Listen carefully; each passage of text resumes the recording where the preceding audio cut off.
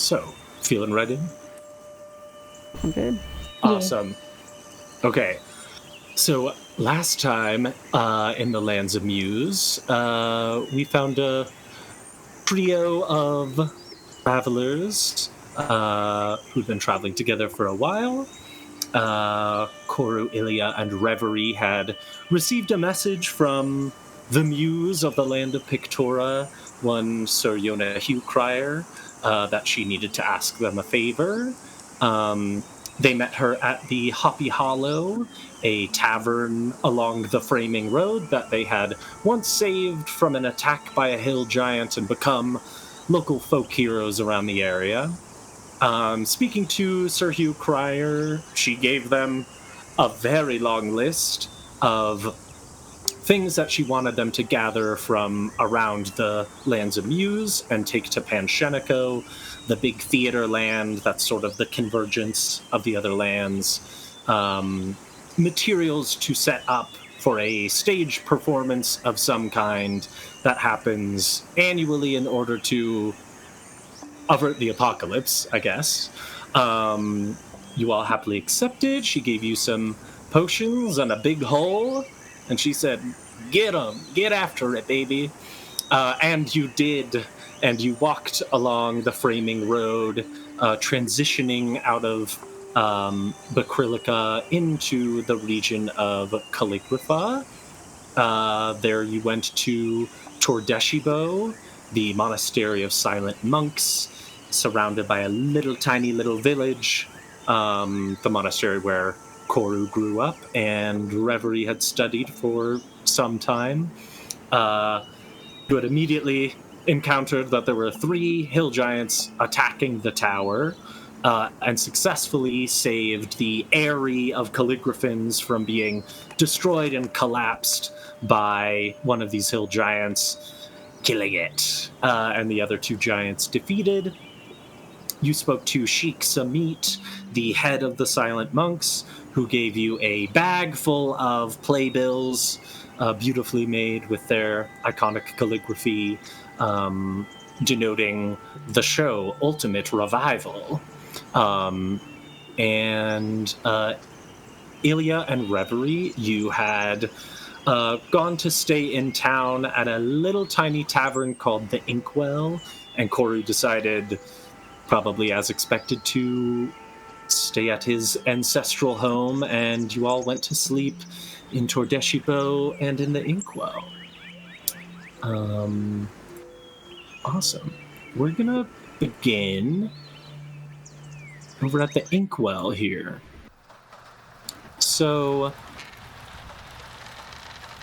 between Ilia and Reverie, who do you think wakes up first? I think Ilia stayed up late writing. Because I was writing all week for this poem, so she did that. Yeah. So probably Reverie. Yeah, I was kind of thinking the same thing too.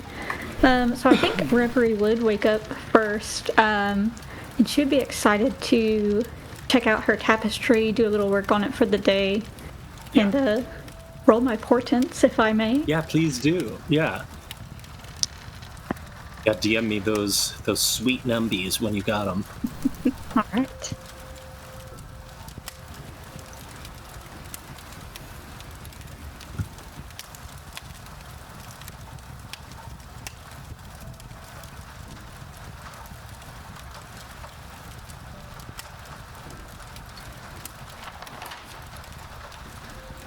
Awesome. Cool, yeah. Reverie, you are up early. I think you and Ilia are in the same room. This is a very small tavern.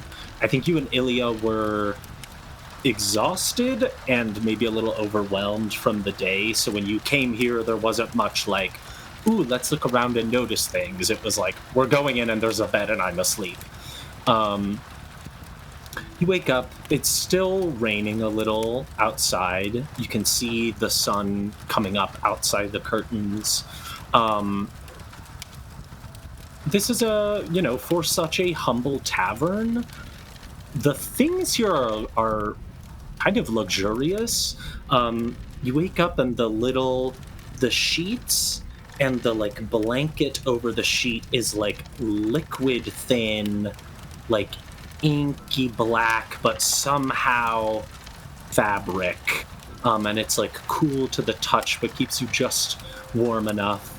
The room you're in, the wood here is pretty dark. Maybe like somewhat bleak. But you sit up and you take out this tapestry. What's on your mind? Like, I think this is probably a ritual most mornings is you wake up and rather than check your phone immediately, you consult your tapestry and engage yourself in your craft. What's in your heart? What's on your mind? Yeah, I think she would definitely be thinking about, the fight the night beforehand. And one thing, she like almost woke up in the middle of the night thinking about, and then it wasn't so important that she just went back to sleep. But she had thought, oh, maybe we should send, Sir Hugh Crier the Raven and just let her know what happened the day before. But then she was like, well, maybe that's for emergencies only. So she's been debating whether she thinks what happened was important enough, and just kind of like digesting the giant problem as a whole. And one thing that definitely stuck in her mind was the thunder that they heard at the end of their conversation with Sir Hugh Crier, and her saying, oh, that's my next appointment. And then later, the conversation we had with Sheikh Samit, when he mentioned, oh, the storm like this is usually only when we see storm giants. Yeah. So she's been thinking about that. Definitely. That's sort of playing on your mind. What is it that you are trying to weave into your tapestry? Is it right now, is it a specific image? Are you mostly just like subconscious? I think it's mostly subconscious, for sure. I think she almost just turns her brain off and then just does this task. Yeah. I think you weave two images that are like kind of mirrors of each other. Just your hand being guided by a Fedic instinct that you shape the hill giant, but the face is obscured. Like you almost are like, and now I'm going to do the face, and you just like can't. And there's sort of a like lack of understanding. There's something not there. And I think your needle sort of goes the other way and draws the tower cracked in half and broken. Not something that you had seen, but something a little frightening. Yeah. Yeah. Also, go ahead and make me an insight check as you're thinking about the Raven and Sir Hugh Crier. Okay.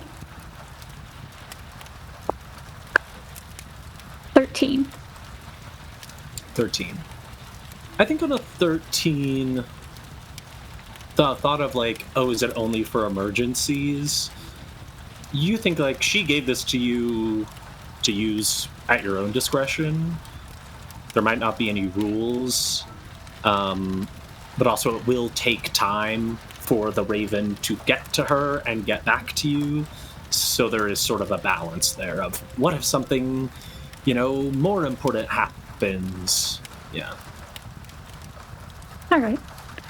I think thinking on that, she probably saves it to have as like a discussion with Ilia and Koru later.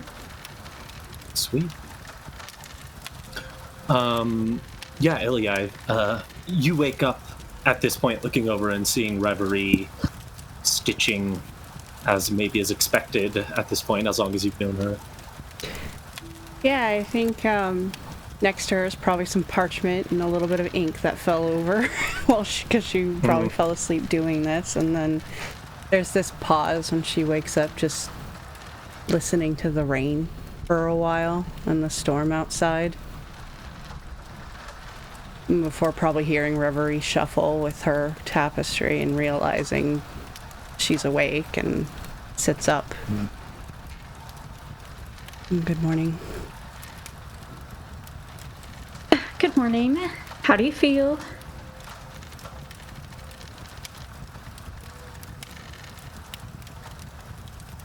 Empty. Would you say at this point that is not an answer that would be surprising to Reverie? Probably not. Well, I'm feeling tired, but also excited for, whatever we're going to do today. Why?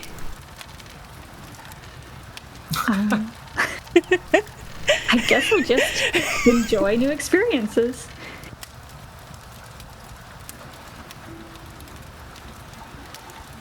Well, I hope you have many, then. Well, thank you. I mean, not every new experience is good, I guess, but, I imagine the monks didn't enjoy their new experience with giants yesterday. That is probably true. And our poor calligraphans, they really didn't. Well, it's good we managed to help in some way, I suppose. True. Speaking of, do you think we should just meet Koru at the tower? Probably. At this, as you say this, you hear a little slip, and both of you see a little slip of parchment slide under the closed door of your room. I'll head over and take a look.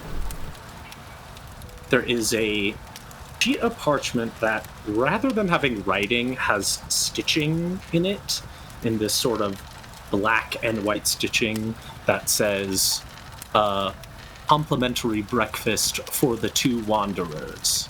And then signed, Willa, owner and proprietor, the Inkwell. Apparently we have a complimentary breakfast, and I'll show the note to Reverie. Hey, perfect. And I think you just see her start frantically packing her stuff away. And Is this an experience that makes you happy? Yes, definitely. All right.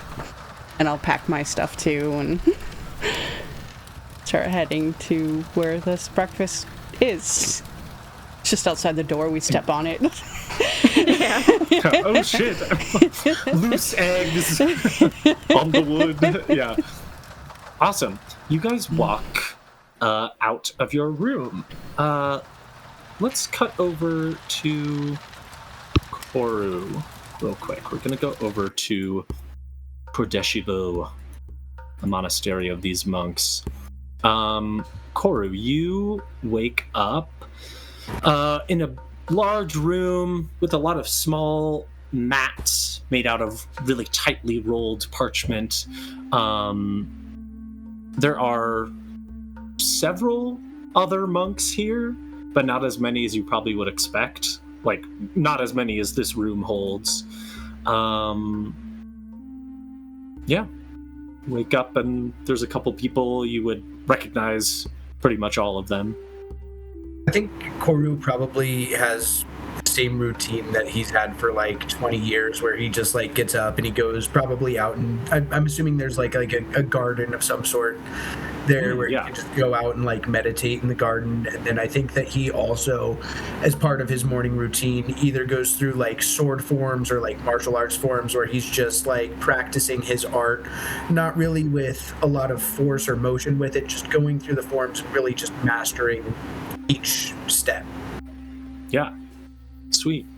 Yeah, you go down into this garden. It is all like royal blue, gold, sort of light forest green and black flowers, inky. Is there anything particular you're meditating on, or is it just like empty your mind? I think it's more the latter. I think that for him, it's just experiencing the silence of this place. And I think for him that meditation does come from silence. And even when he's gone and traveled to big cities or spent a night out in the forest, he's able to calm his mind and still experience that silence and that meditative moment, at least. Yeah. Give me a wisdom check.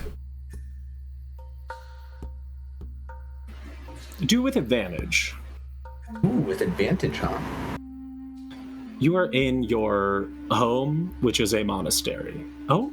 Not very good on either. You are often, find meditation extremely useful and maybe not easy, but calming. You're having a little trouble. You've done your forms and your warm-ups and your stretches, and you sit down in this very familiar place that you maybe haven't been back to in a while. I think when we had talked about it, it's been 4 years at least since I've probably spent the night there. Like, I may have passed through. Yeah. So this is a little bit of, not painful in any way, but there's just emotion involved in being here again, and with everything that happened last night. And Haru isn't here, so maybe this sense of, like, I was there would be this source of comfort, and she's just not around. And as you sort of, like, open your eyes very slowly, Turtle, coming out of your meditation, you do feel like not only are you struggling a little with your own meditation, but you're like, oh, there's also, like, kind of a bad energy in the room with me. And you look over and see someone you grew up with, this human monk named Katu, sort of like long dark hair and a ponytail, tan skin. He was, bully is too strong of a word, but he was, like, in your age group. He would have been in all of your, like, training and sessions, sort of a contemporary. And he did not like you and was unkind. He was never cruel, but just there was always sort of a sneer at you. And you see him standing on the edge of the garden, looking at you as you turn and, like, feel his energy wafting in your direction. I think this definitely, like, troubles him, and he has to have that moment of, like, all right, shake it off, and, like, just, like, reassesses himself, tries to, like, realign himself, probably sits there for a minute, can't focus, looks around over his shoulder, looks again,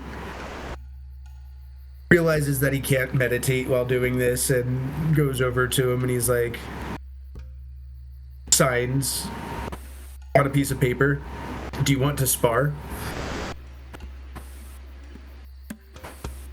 Sort of looks you up and down, a little bit of a glare, and he just, like, raises his fists. Yeah, I think I probably drop into, like, my crouching turtle. Crouching turtle, hidden dragon, incredible. Sweet. Okay, give me just an attack roll, and I'm just gonna do the same for him, and we're just gonna make it one high stakes roll. I got an 18, 12 plus 6, or 12 on the dice plus 6.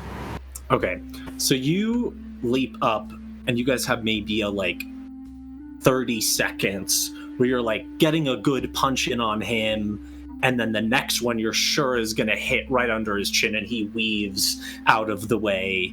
Maybe a moment of, like, oh, right, everyone here is, like, well-trained and, like, a powerful martial person. And after a few seconds, he very unexpectedly leaps into the air, light as a feather, and just double kicks you on the side of the head, and knocks you to the ground. He got a 22. Yeah, I think after a moment of just laying there on the ground, he'll probably, like, get up, wipe that little bit of like blood off of his nose. Yeah, he reaches a hand to pull you up, but he's not smiling, just sort of that same, like, a slightly judgmental look. I hold up 2 fingers. Like second round. Yeah. Great, roll another one for me. Ooh. Dirty 20. Great, he got a 10, so tell me how you kick his ass. I think we just kind of go back into that same form. Like, I almost start trying to land the same punches that I had landed in that first round and make him feel that confidence of, oh, I'm just going to be able to land that same shot again. So when he jumps up to do like double kick, I think I just grab both of his legs in the air and just like kind of spin him around and throw him. Oh, yeah. Yeah, he goes flying. There's a little more muscle on you than a lot of these monks. They're very, like, wiry, but you're a turtle, so there's just, like, a bit of a natural thickness, so you're able to utilize your own weight as you swing him and just hurl him across the room, and he slams into this sort of dark tree and sort of, like, stands there shocked for a second. And I go over to him as well, and I reach down my hand to pick him up. He, like, very begrudgingly takes your hand, and he pulls out a little piece of parchment and writes, "Food, period." I shrug and nod my head. Great. He leads you, I mean, you know where to go, but he walks and you follow, sort of like up a few floors. This tower is multi-leveled, and there's a spiral staircase going around it with these levels of like sleeping rooms filled with mats, and there's a large library like on the ground floor that is sort of generally open to the public, art rooms, that kind of thing, and takes you into a small sort of like cafeteria area. He sits down. There's no one else here. In fact, like, since you woke up, you have not really seen, like, there were some monks in the room with you, but since you left, it's been a little quiet. But he sits Is this down. Normal for this type of day from what I remember growing up? Or is this weird? Make me an insight check with advantage or history. Whatever is better. It's a 2, so 6 with my bonus, but yeah, still not great. It's kind of hard to say. The activity here was often routine, but it was also equally as often sporadic and very different day to day, because suddenly someone would want 15 messages sent in different directions, so everyone would be gone. So it's a little like, this could be normal, this could be something a little odd. I think I'll probably just have like I don't know if what is etiquette for us in the monastery if we're trying to have a conversation at dinner? Do we just like keep one piece of paper on the table and just trade it back and forth, or? Yeah, I mean, I think there's maybe... That's an interesting question. I think basically any time you're going to be doing art, they're like, that's great, that's wonderful, you should be practicing your craft at all times. So it's not like a no speaking at the dinner table. It's like, yeah, if you want to pass notes, like, do it up. So in a very, very fine script, then he's going to write, "Where is everybody?" You slide it over to Katu, and he sort of glances at you. The little chef that you know named Deffen. Deffen? Well, it's Deffen now. This little halfling man walks over, gives you the silent bow, and places on the table simple but very delicious food that you're used to. There's a washed bison cheese that is so smelly, that's been roasted on this sort of like inky black bread that's marbled with golden wheat. The bread tastes like old parchment and ink, like the way that an old book smells is how this bread tastes. And he puts in front of you a bit of Quiet Sky beer, which the silent monks make here.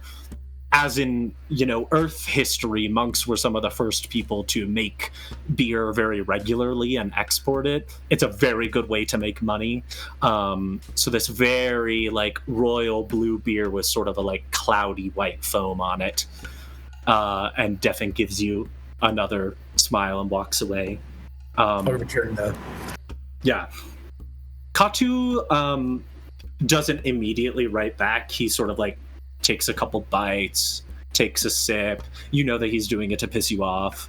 And for me, that's a big part of my growth since I've left the monastery, is because I didn't have to deal with on a day-to-day basis, and because I grew up with this, I've developed a really long, I've become very long fuse. Yeah. Totally. Yeah, this guy I would say he was kind of just like a snitch.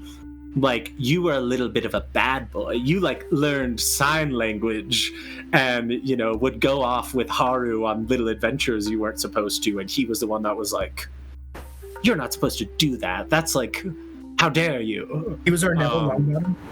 Yeah, he was the Neville, but, more of, a bitch. After, a minute, he sort of writes back, they've been up since sunrise, digging graves. Slides it over to you.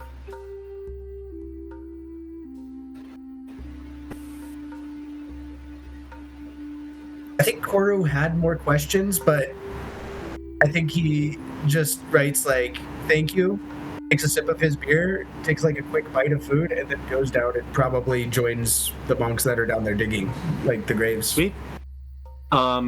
You begin to descend out of Deshibo. We're gonna cut back to Ilia and Reverie. You two leave your rooms and you go down these beautiful old, quite creaky wooden stairs. As you're going, you see on the wall there is this sort of calligraphic art. Both of you give me perception checks. Natural 20. 16. Okay. Wow, okay. Hell yeah. Ilia.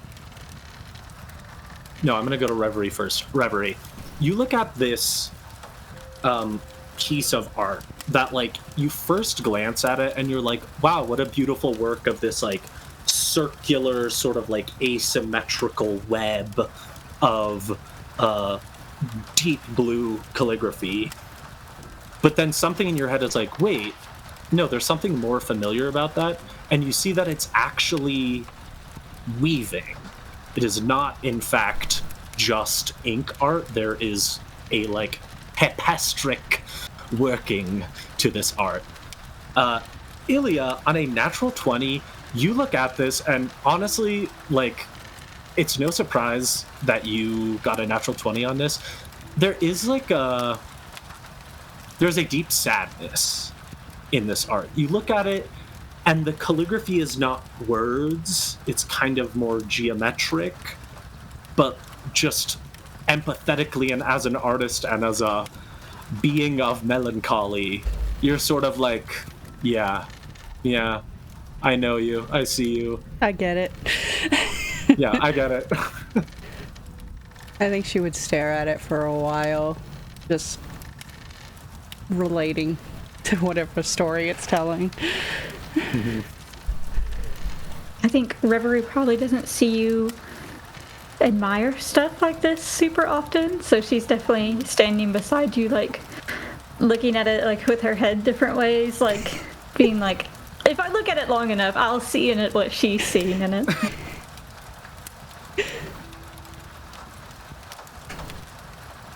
Like a magic eye poster for sadness. Yes. Do you like this art? It is beautiful. It has a sadness to it. It does.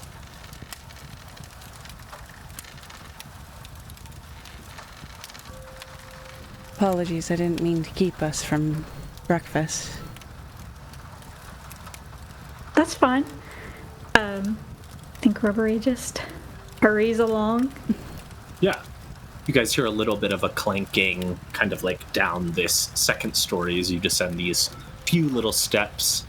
You find yourself in sort of this room that you see on the Roll20 here. Again, it's very beautiful, but also a little stark. Reverie, I think this, like, nothing about this bothers you, and in fact is, maybe a little familiar. Probably feels warm to you, but like dark colors, very minimal pieces of art on the wall, but like certainly like some things that are framed. As you descend, you are met by a little halfling woman. She looks to be about middle-aged, and she has kind of a like stern countenance, and she's quite pale. Like, she's not like a white halfling, she's like paler than any halfling you've seen. And she walks up to you and says, "Oh, hello, and did you sleep all right? I'm Willa, the proprietor." Well, I know I did. The sheets you guys have here are like so luxurious. It was not like anything I'd ever experienced before. Oh, thank you. That is appreciated. I made them myself. Thank you. Your room was pleasant. Thank you. It is an honor to host any guest, truly. I will have some breakfast for you. If you would take a seat over here, let me know if you need anything else. It will be a moment. Okay, that sounds lovely. Awesome. She gestures you guys. Yeah. Y'all head over to this little area. Yeah, it's very, very pretty here. In its own sort of strange way. After a moment, she comes back out and puts some plates in front of you, and she says, "This is calligraphin quiche." You see this like jet black quiche that in what looks to be some kind of cheese, like ribbons of cheese in it, it says, "Thanks for staying at the Inkwell," in like beautiful calligraphy. And there's a thick, like almost glowing golden wheat crust that is like woven very expertly. There's also it's crazy that I got so inspired by food. She also has a little like parchment boat that she sets on the table and then takes a knife and cuts it open and steam comes out of it. And there is a like royal purple eggplant that has been sliced, and there's like some apricot sauce on it. And then she says, "Please enjoy. I do love to cook. I also have my own drink. This is a silent shandy. I take the Quiet Sky beer from the monks and put some kumquat juice in it. I hope you enjoy." Thank you Thank so you. much. I'm sure we will. Excellent. She turns away. Reverie, give me either insight or perception. She poisoned it. 4. Yes. That's okay. Yeah. You see her walk away. You guys start eating this food. It is so crazy delicious. Like, the flavors are subtle, but they're really deep, like they're very rich. You also both see that no one else is here. All the rooms that you walked past were unoccupied. You don't see anyone else in the dining area. Yeah. I think as Reverie's plating up like some of the eggplant and like drizzling the apricot sauce on top of it, she kind of is whispering to Ilia and saying, okay, so when she says calligraphin meatballs, she means like inspired by them, right?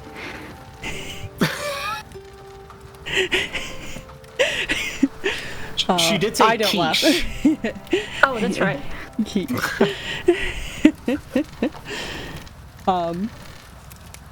I don't know. Perhaps. Imagine people here eat meat in the lands of Muse, so we have painted chickens somewhere. Writing that down, saving that phrase, absolutely. Well, especially with like roosters and how beautiful their tail feathers can be. Oh yeah. Ooh, yes. I would say, Reverie, you know that, like, calligraphins produce eggs, and, like, other birds, like, not all those eggs are, you know, baby calligraphins, but you know those eggs are, like, they're huge. Well, I guess there's only one way to find out, and then she'll try one of them.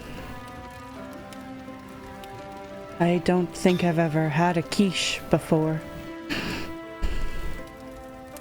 And I will also try one. I guess that's in my mind. They're like quiche balls. I guess it could be like a whole like more like a pie, and then in that case, Whatever you imagine. whatever. Yeah, you guys each try this. The, like, egg in the quiche is, you know, like, ink black. That's how the yolk from the calligraphins comes out. And it does have, like, an inkiness to it, but it's not bitter. It's more, like, sweet and sour. And then the cheese, this is bison cheese. Those, like, bison you saw stampeding earlier is so... I don't know if y'all have ever had bison cheese or buffalo cheese IRL. It is so goddamn good. It's like cow cheese, but, you know, an A+.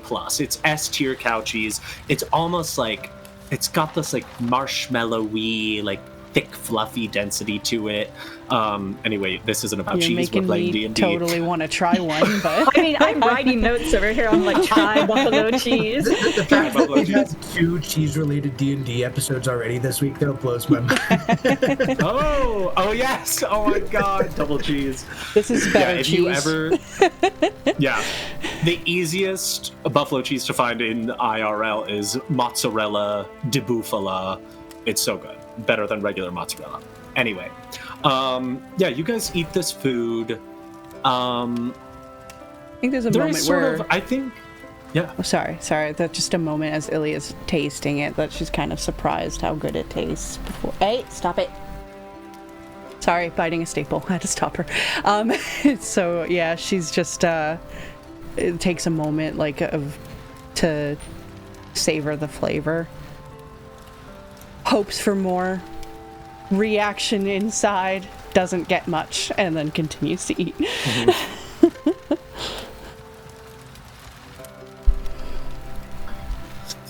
Yeah, I think the sort of through line here, like aesthetically and culinarily, is that same sort of starkness, but not in any way sacrificing artistry or care or depth. Reverie, I think as you taste this, like, it tastes like Marokine food.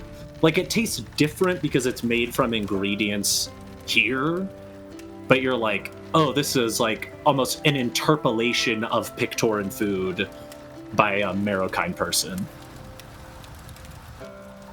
Yeah, so she's probably just like reveling in that a little bit. It's like each bite reminds her of home, and it's probably been a second since she's kind of set forth from there, so it's nice to have a reminder.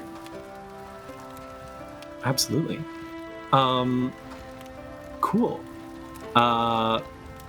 you guys finish up your breakfast here. I assume head out, unless you want to spend the rest of the campaign in this tavern listening to me talk about cheese. I mean, I kind Let's of do it, but- yeah. Does she need any help around the shop, or? Yeah, it just becomes like a pub keeping simulator. Incredible. So you guys step out. It has stopped raining at this point. I'm gonna stay with y'all for a moment. You step out. The rain has stopped and the sun has risen. This is a very small village. Calligrapha is pretty minimally populated, and this is like the big city here, and there's like 15 houses, so it's real tiny. It really sprung up around the monastery to like support the community there. But even so, there is, a little bit of hustle and bustle. You see like across the street, or rather the framing road, sort of like it led up to the monastery and it continues down the middle of the town. It's like the only road here. With sort of 2 rows of places. There's like a little schoolhouse, like a 1-room schoolhouse. You see a couple of little kids running around and screaming at the top of their lungs. And you see like a very tired man with like really big smile wrinkles walk out and sort of call them over. And they run inside, and he sort of and turns and smiles and goes back into the schoolhouse. You see some people, rolling barrels of beer around and, bringing sort of like little bits of wheat and hay in. There is, I think, Reverie, like, the road goes, don't hold me to this because I will forget and it doesn't matter. The framing road goes like west to east. So the road going east, if you go all the way east, sort of past where the last houses are, they're all built like against each other. There is a water mill, sort of bisecting the framing road is a very small creek called Lapis Creek, where these little blue ink squids live, and some of the denizens here, as well as some of the monks, they get fresh water from this creek, but they have to filter it of the blue ink that these squids release. So there's sort of a, quasi-druidic mill. There's sort of a gathering area with logs where this one person serves tea. You also see sort of the one, like, shop in town is there's a place called Bindings and Bones, sort of catty corner across the street from where y'all are. Seems like a pretty normal day. Maybe the thing that feels different is, the monastery is like 100 feet from you, and you don't see anybody, or I guess you would never hear any noise from there, but you don't see anybody sparring or sitting out there doing like careful calligraphy. From my time that I kind of spent there, even though it wasn't like super long, would I realize that this may be odd, or does this just feel like, who knows what they're doing today? Make a insight check. All right. 7. You're not sure. I think when you were living with them, you were pretty absorbed in like your own study rather than like observing their lifestyle all that much. Yeah. I will say, like, none of the people that you see are like, acting alarmed or like something is wrong. So there is an air of normalcy, except that you're like, where are all the monks at? Strange. I'm going to say you guys, as you're standing there, sort of looking around a little quizzically, you see a turtle man, a familiar turtle guy, coming down the street.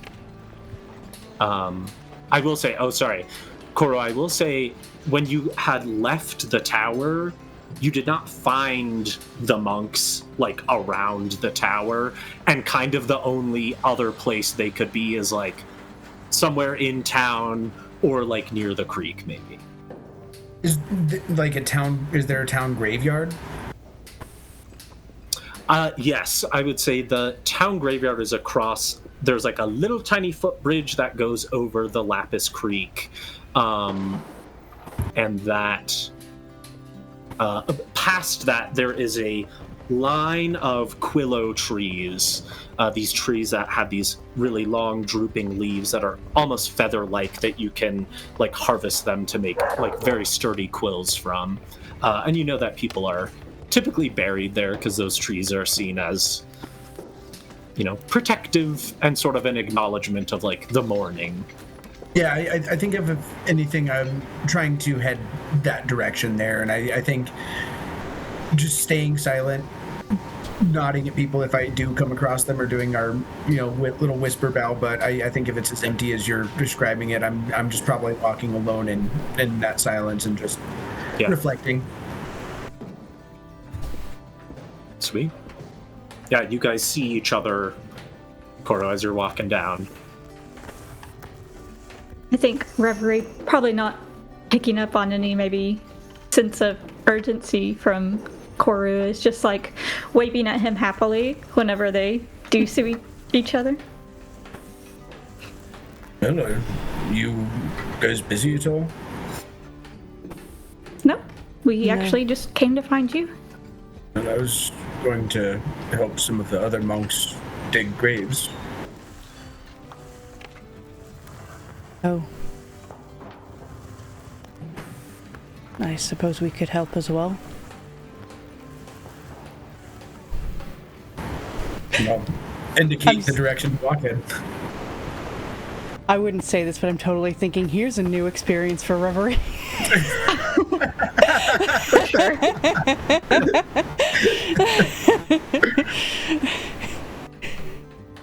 But yeah, I'll just go along silently. I don't think... Ilia doesn't think or say that. Cool. Yeah, you guys, wordlessly, join Koru and walk towards the edge of town until you reach the Lapis Creek here. And you see this sort of somewhat rickety old water mill.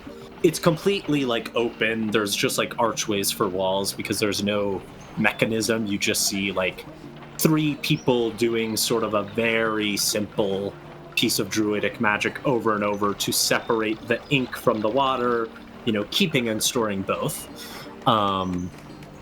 There is already like a little group of 5 or 6 adults sitting on these logs in sort of this circular place, and you see a little brown mouse man with sort of like deep brown fur who has like a little teapot, and he's sort of hopping along, giving them all some tea.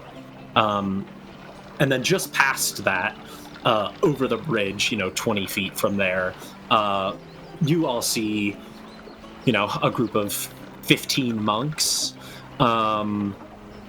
Or you probably would see like 5 of them, and then you see the heads of shovels coming out of these 3 enormous pits that they've dug. You see Sheikh Samit has his pen staff out and is writing something very slowly on an enormous, like, parchment-wrapped lump, and you see 2 more.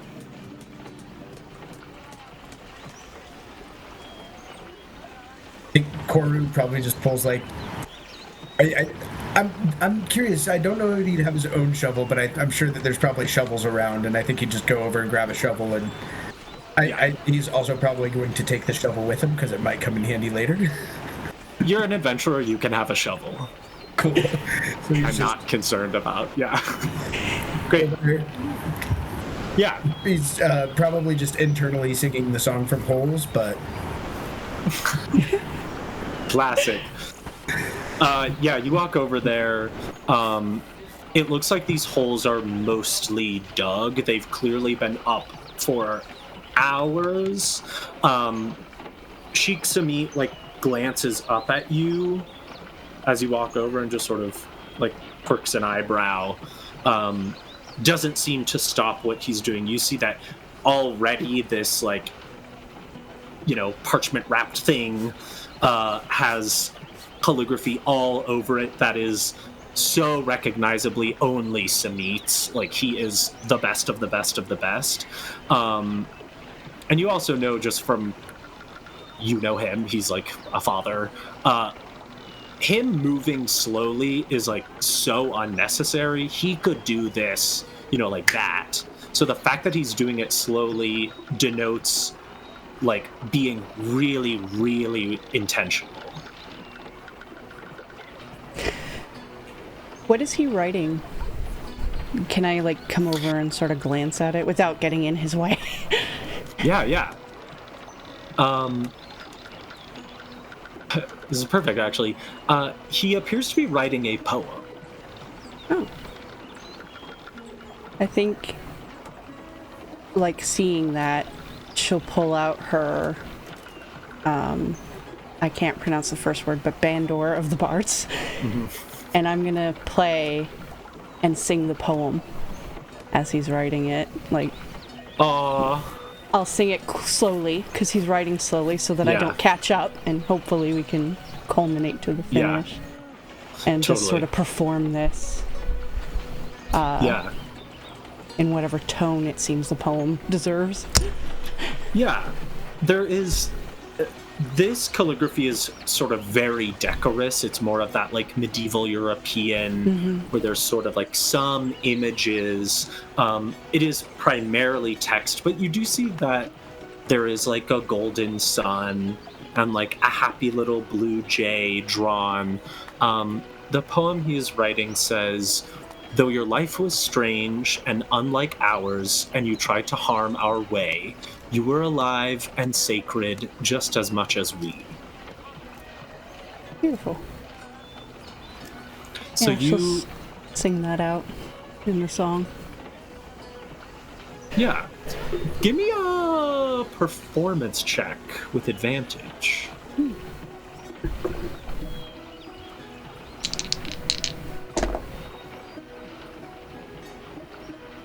19. 19. Okay. Not only is your performance, like, technically good, you feel, as you begin to play, or truly as you begin to sing, you sense some tension in Samit. Like, maybe he's like, the point is to be silent, but then you see that, like, as you sing the first line, that the genuine emotion in your voice is like he completely relaxes and feels deeply connected to the interchange between your two arts at this moment. And, like, you know, he finishes the last line right as you begin to sing it, and his back is to you this whole time, and after you finish, he turns around.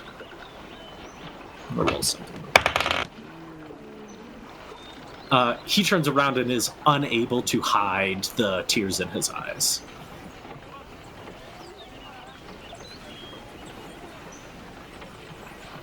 She'll kind of give him a bow and just remark, it's my own way to honor them. Your poem is beautiful. He nods and just puts a hand on your shoulder and gives you sort of a tender smile. Reverie, I think seeing this, this is a pretty notable exchange. You've spent, you know, a good amount of time around Samit, and he's not some, like, utterly stoic, cold monk. kind of as you guys interacted with him last night, and like he has a very good sense of humor and all that, but the relaxation at the singing, and then also kind of the thing that is really, you're a little like, oh damn, is that he touches her. He's very, that's maybe a more monastic thing about him, is he's just not very physical with his affection.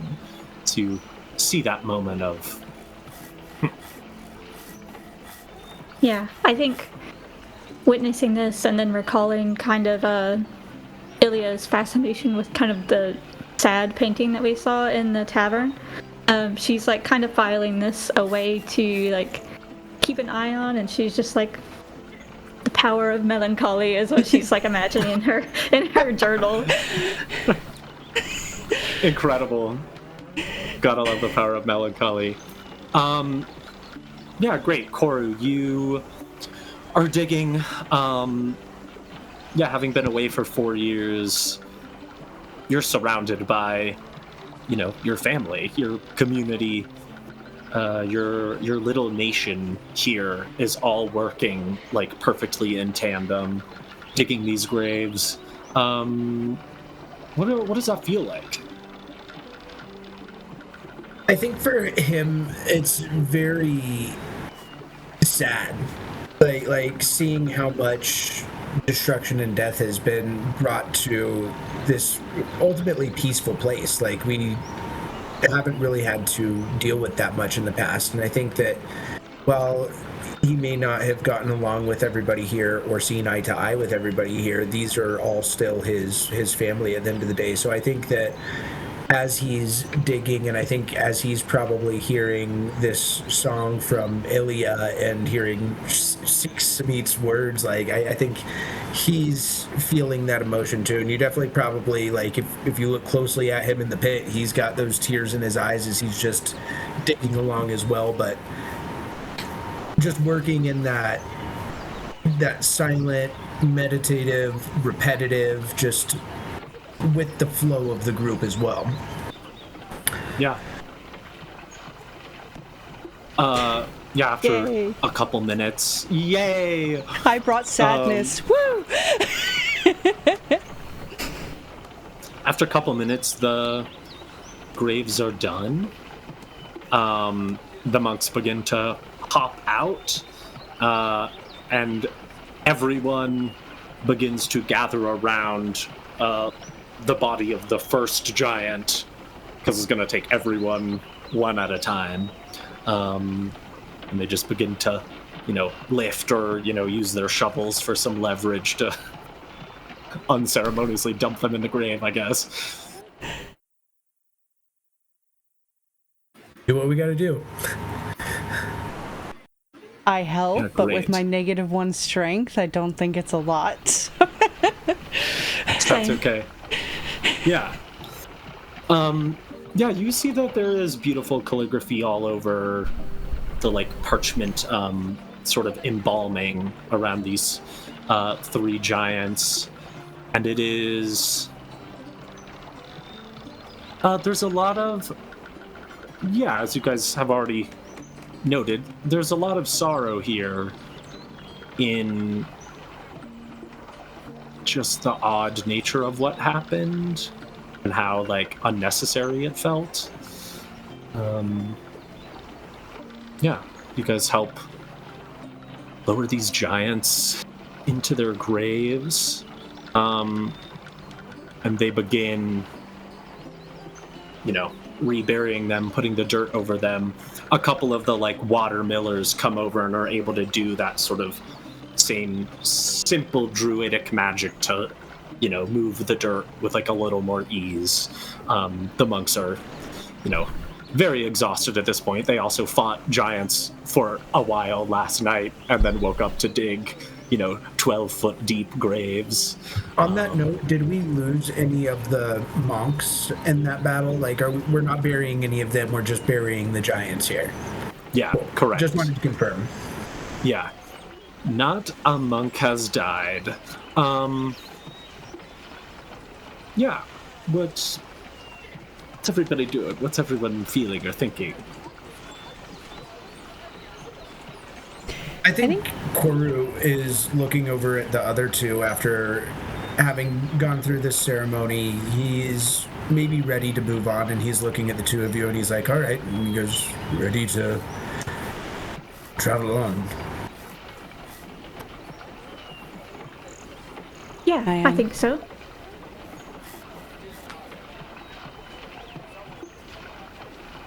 I will say Ilia is kind of moved that the monks have so much emotion and respect for things that were destroying their home, you know? And it just, even though it's sad and melancholic, she's also just like kind of amazed at their capability for the empathy that they hold, you know, and just kind of absorbs that, I guess. Doesn't there's not much to say about it, just, you know, that's how she's feeling. And but then otherwise, when Koru said that, she'll nod in agreement. We should go. Ilia, I want you to make either history or insight. Yeah. Let's see. We'll make an insight. Oh, I'm rolling. Oh, I'm so scared for the next battle. 23. Okay. On a 23, I think that thought you had of, oh, it's so beautiful that they have so much, that they're grieving things that were attacking their home. I think you know, you've been around Pictora for like just long enough to know that like giants are rarely killed because they don't come around. Like they're mostly found off the road, out in the wild. They avoid cities because they know there are things that can kill them there. It's mostly that they like eat the bison, and the bison are important to the ecosystem, and that they're, you know, if you're young and defenseless and you encounter an angry giant, that can be really dangerous. But I think you see that sort of synthesizes of like the cultural understanding of like the giants live here too, and they're just sort of other animals, and like it's not just that their deaths are being grieved, it's that they were clearly acting oddly. So there is this something that could have been avoided but had to be done, sort of. Yeah. They're like, we would have done the same thing. We're not going to let an animal destroy our home, but there is sort of a like there's a shock factor of like, whoa, what happened? And then it resulted in us having to murder 3 like enormous animals that like are mostly harmless. Yeah. Okay. And didn't you say there were babies too, or like young giants? Big dumb babies. I thought that was just, you know, for fun and flavor, not that they were babies. No, they were not babies. It's more that hill giants have like such low intelligence that they can barely speak. You know, they're 1 point of intelligence above the Calligraphins, so they are just kind of like, you know, not a ton going on. Yeah, no planning or strategy. Shiksamit walks up to you guys sort of as the last body is being buried and hears that you guys are chatting about going on to your next little place there. And he does take out a little thing and writes, hold on, let me double check. Yeah. Oh, he writes, Rafi had a favor to ask you. Reverie and Koru, you know that Rafi is the barn owl woman who runs the store Bindings and Bones. I will nod my head and look to the other two, and because we're still in the presence of Samit, I'm going to write down to them, we've got one more stop to make at least, and I'll hold it up for you, Reed. She'll Perfect. just nod. I wanted to go by there anyways, so. What was the store Rafi runs? Bindings and Bones. I like the sound of the store.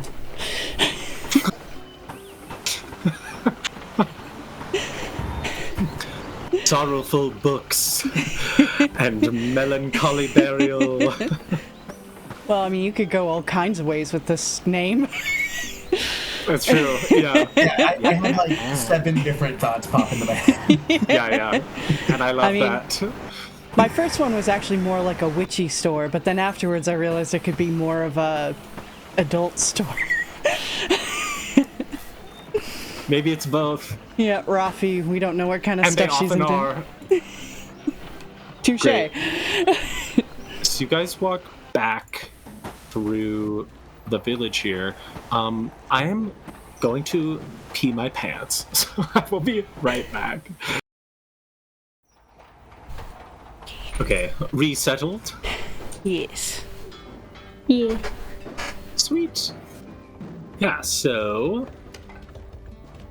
yeah, you guys walk back into town. Hot. And go into this little sort of like bookstore and multi-purpose sort of like little town market. Bindings and Bones. There is in bone that is splayed over the wood of the door. You walk in, there's a few people shopping in here. It's, maybe about as big as like the Inkwell cafeteria area, or maybe like just a little bit bigger than that.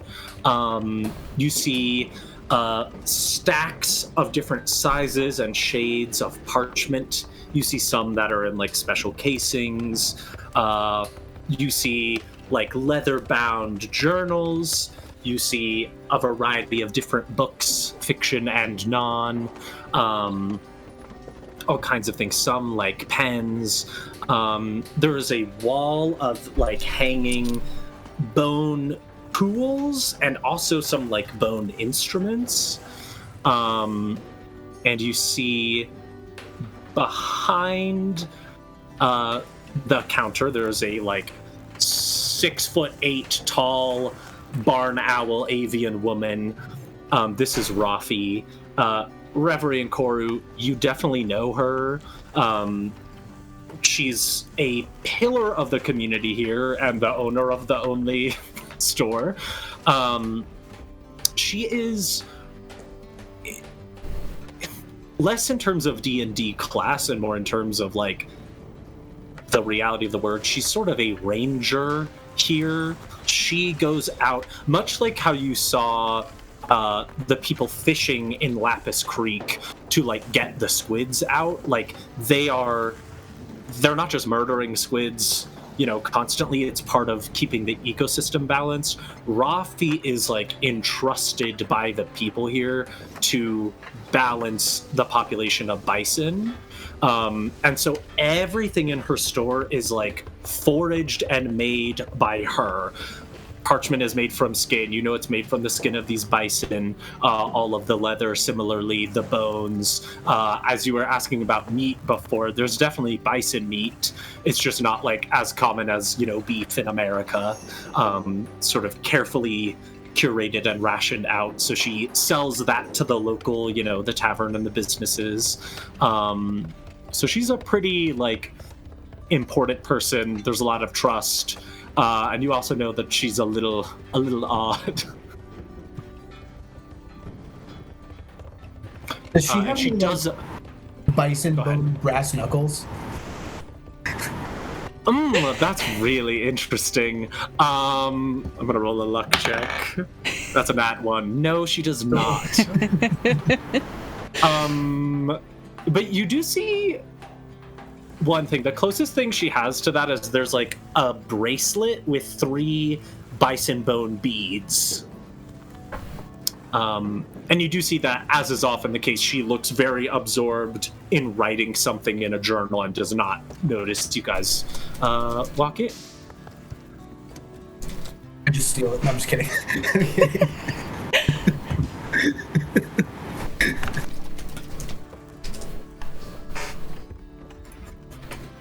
I as Reverie comes through the door, she'll just be excited to see her again and just be like, Rafi, how are you today? Oh, hello. Yes? Yes. Reverie. Yes. I remember you. Yes. Good. I'm good. How are you? Good. We were told you wanted a favor from us. Oh, yes. Yes, of course. She reaches down and grabs this, like, very well-loved leather-bound book with, like, a little leather knot on it. And she says, My friend, Rib Rob, he lives near the end of the framing road where Calligrapher becomes Suisaima in a little cottage. He's a little black rabbit man, and he is forgetful, and he left this here, and he needs it for magic. Please take it. You're going in that direction, I presume? Yeah, I believe Suisaima was our next stop, so... Excellent. Excellent. It was Rimrod? She hands you. Rib Rob. Rib Rob. Rim job, yeah. Rib Rob. Me when I'm trying to spontaneously name characters. You're like, rim job, yeah. You know, actually, I didn't even think of it that way. I was just like fantasy. Oh, name, I know. Sure. Yeah. So funny. She says, well, look around the store, and if anything catches your fancy, of course, a discount. Perfect. Do you have any book recommendations for me? What are you looking for? Smut. Something Sorry. something that I've never read before. I don't know what you've read before or not. You're right, Rafi. You know what? I'll leave it up to chance. She'll basically Okay. just go peruse the books and basically just like close her eyes and try to Yeah. just put her finger on one. Okay, great. The first, wow. Ilia will also Let's see. separate to look for stuff, but complete the books. Yeah. Reverie, I think, you're sort of feeling by touch. There's one book that is so old, it almost feels like velvet, like the leather is so buttery soft. And you pull it out, and in gold leafing, it is entitled... What is it entitled? What has Reverie read a lot of? Well, I feel like as someone who loves just crafting and art, it's a lot of historical stuff about how that came to be, you know, practical uses of that, but how it turned into like art over time. And then definitely anything about the four muses. So I feel like she'd definitely be very interested in like Hiraglama for sure, because that's in Marokkiani. And then, yeah, so I think that's probably what her main focuses are on, would be those things. Yeah. What you pull out is not a history book. I can't hear you. Oh, can you hear me now? I can hear him. Oh, no. Is it me? I can also Yeah. hear Jake. Okay. Can you hear us at all? Can you hear me now? Shit. I think we lost her. Can you hear me? Okay. Sorry, I'll be right back. Can you hear me, Sarah? Can you hear me? I can hear you fine. Other Sarah. Oh, her. Yeah, got Yeah. it. Okay. Okay.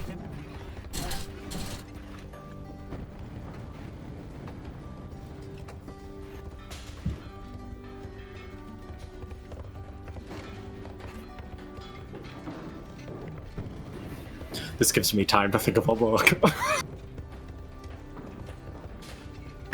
Gotta love those little bit of challenges, but also like, yes, I've got 30 seconds. Listen, I love improv, but being like, what are you looking for? And it's like, surprise me. I'm like, What are you looking for? what are you looking for?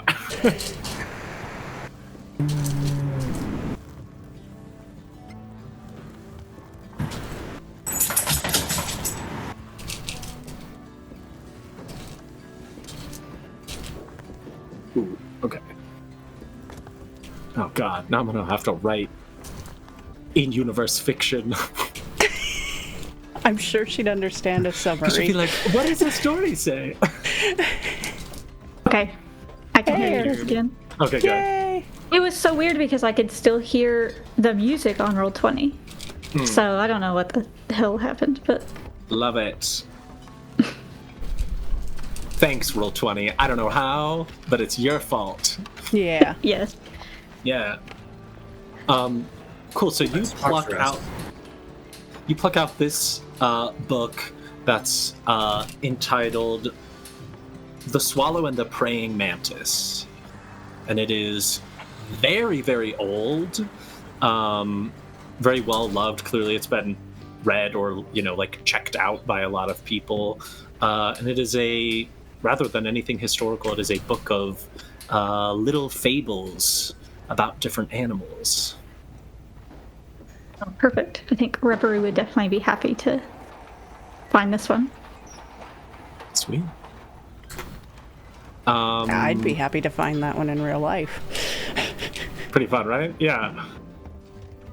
Hell yeah. Perfect improv. Didn't have to wait a beat to think of that. Great. Fun. I will also say, Reverie, you see right next to the book that you pulled out, there is a little stack of paper, of parchment rather, that stands out because it is unbound in leather.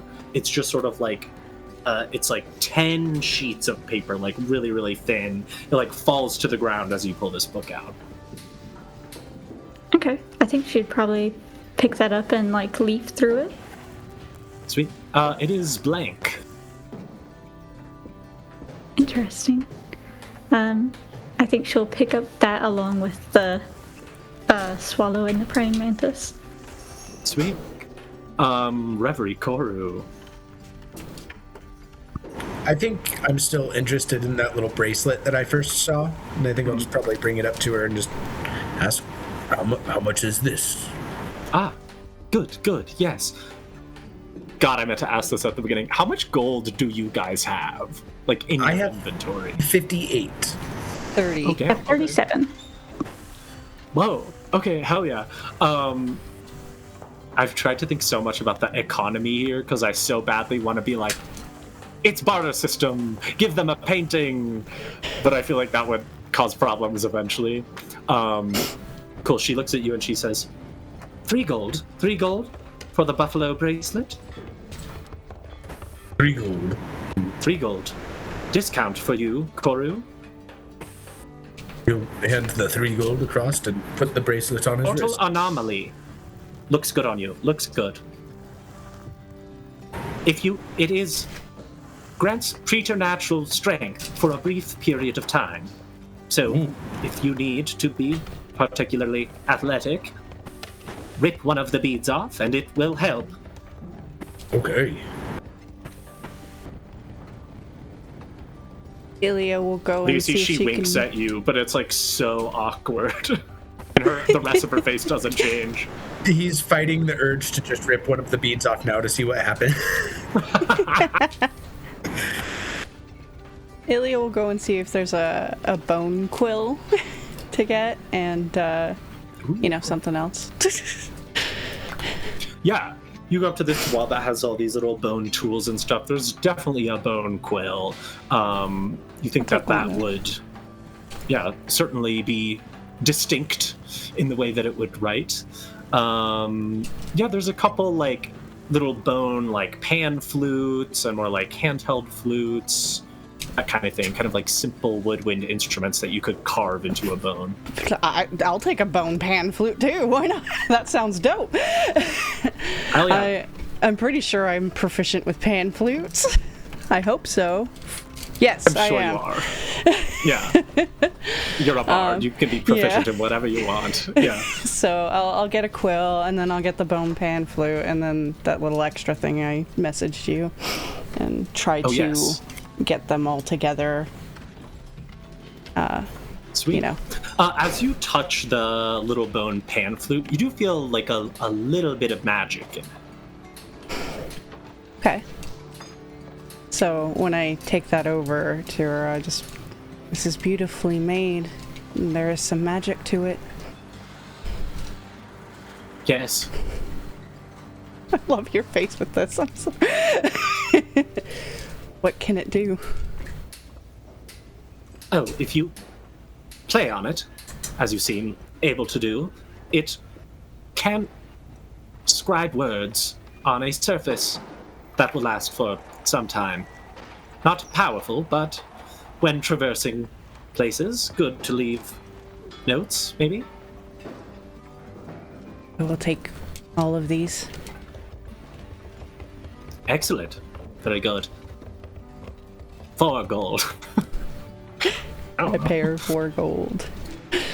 Every common magic item was listed as 100 gold pieces in the official thing, and I'm like, I don't give a fuck.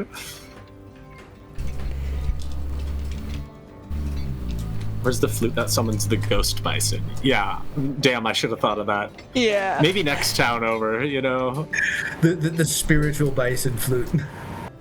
Yes. Incredible. Reverie, you're right behind Ilia in line. Yeah, I think that just on her way to check out, she might grab just some nice, blank, maybe a scroll, a blank scroll. And then if I can get any of the blue squid ink that is so popular here, I would love to do that. Yeah, easy. Done. Sweet, she sort of looks at you. I found some books that I was interested in, and then these things as well. Oh! She looks down at the sparrow and the praying mantis and goes, oh, good, yes, good one. Good taste. See, I knew you would have a good recommendation. I did not recommend it, you found it. Give yourself some credit. Excellent. 5 gold. You know what? 2 gold. You have good taste. I appreciate it. Awesome. She takes 2 gold, puts it in her place. Awesome. You guys got this stuff. Did you need a bag?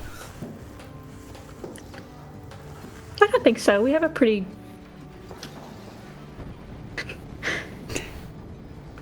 good place to store all this stuff if we need to. Ah, mysterious. I'm nosy.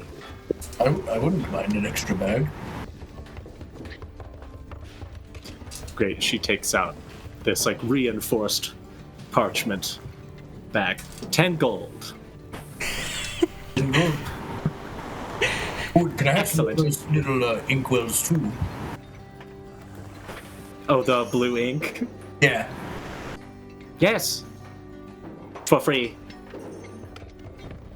Actually, I'll Can't do that take bad. that blue ink too, because that's cool. Okay. Pushing the limits. I will of pay for the generosity. ink. I You're will not pay that for the ink. heroic. Yeah. It's fine. Yeah, just, Don't worry. It's fine. Tell Ribrob I said hello. And smack him for me. Stop leaving his things in my town. Will do. Sweet. Awesome. Y'all step out of Bindings and Bones, having found some fun new little thingies. Oh, Reverie, did you buy the blank little Tenshi bound thing? Yes. Okay. So Cool. the book I found, that a 50 scroll and then blue ink. Yeah. Also, I almost said to her that I didn't need a bag, that we just had a really big hole, and then I was like, no, never mind. Cloaca joke. Is the bag anything special or just made out of bison hide? It's made out of bison hide, and it's beautiful, not magical, but, handcrafted by an artisan from your hometown. Is that not magic enough for you, Canyon? Honestly, no, that is. Like, I love, like, a good, like, traditional, like, bison. Like, I'm picturing, like, if any of you guys played Red Dead Redemption, like, the different bags that you can make for the characters, like, the satchels. Well, if you want it embroidered, you know where to go. I do indeed. Sweet. You guys step out. Where are you heading? Rob's house. Yeah. Sweet. Do you want to take the calligraphers? I will say, Reverie and Ilia, when you stepped out of the inkwell, Beloved had returned back to the Airy, just because, like, that's where the food is. Yeah, I gotta get bloody. Yeah.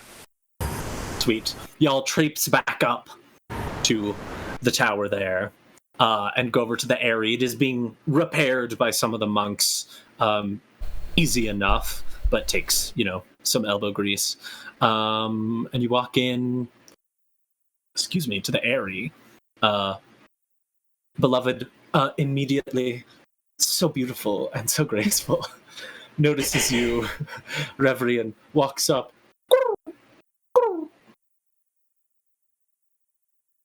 Reverie would just be stroking her and just say, like, oh, I missed you too. Even though it was just yesterday, but it feels like longer. Great. And then Bloody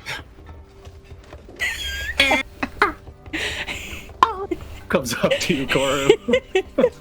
And I just pat it so lovingly on the head. We've got a bond, me and this fucked up creature. Yeah.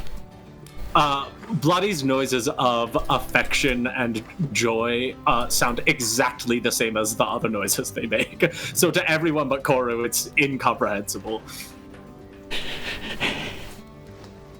Sweet. Ilia, did you want to try to handle one of these animals into loving you to have your own, or you want to share? I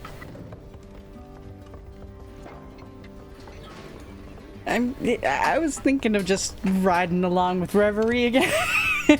Love it. I mean, I could try, but yeah, right. Yeah, that's a good point. Yeah, that would be too joyful if you had a pet. Right. Yeah. No, I just imagine she just doesn't have experience with, like, flying or even just horses or this, and then this is a flying one. If I get bucked off, I'm dead. So I think I'll just stick with, Beloved is calm with Reverie and it's safe. So Sweet. And that is fair. Awesome. So you guys get Bloody and Beloved, and you know that Suisaima is, just follow the framing road. Oh, wow. We're gonna get sued. So if you just follow the road, it would be about like 3.5 days to like get through the transition into Suisaima and be there. On the Calligraphans, it'll take you a day and a half's travel, and it's probably 11 a.m. at this point, so you got a good 12-ish hours that you could travel and then just kind of finish it up the next day if you wanted. So are y'all gonna fly? You gonna walk? You gonna do a mix of both? I think mostly fly, at least in Koru's opinion. This is almost like his days of being a messenger. I mean, you're not there to dilly-dally. Like, it's from A to B quick, and if you've got C and D and E to get to as well. no use fucking around between A and B, right? Sweet. Awesome. You guys travel down the framing road, pass over the little footbridge over Lapis Creek, and wave goodbye to this beautiful place that Koru is from. Hold on. There we go. Yeah, it's quieter here. You guys mount up on the calligraphins and take off into the sky. It is, a pretty beautiful day. It's still a little cloudy. The little bit of rainy, stormy weather has lingered a bit, as it often does in spring. But lovely to go. Everyone give me a survival check.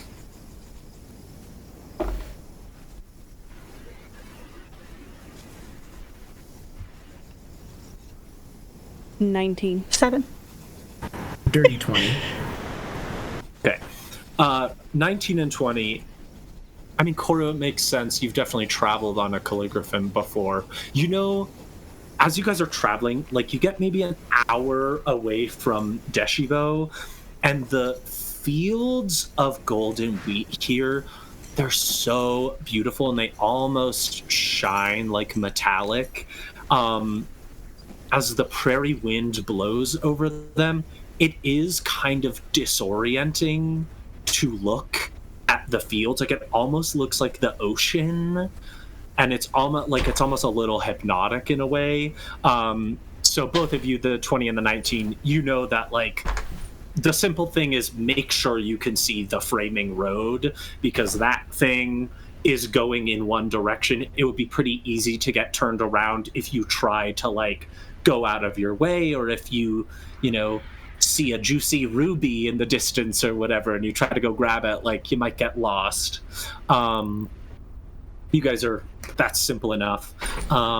So you head on. I'm gonna keep that dirty 20 roll. Let me pull something up real quick.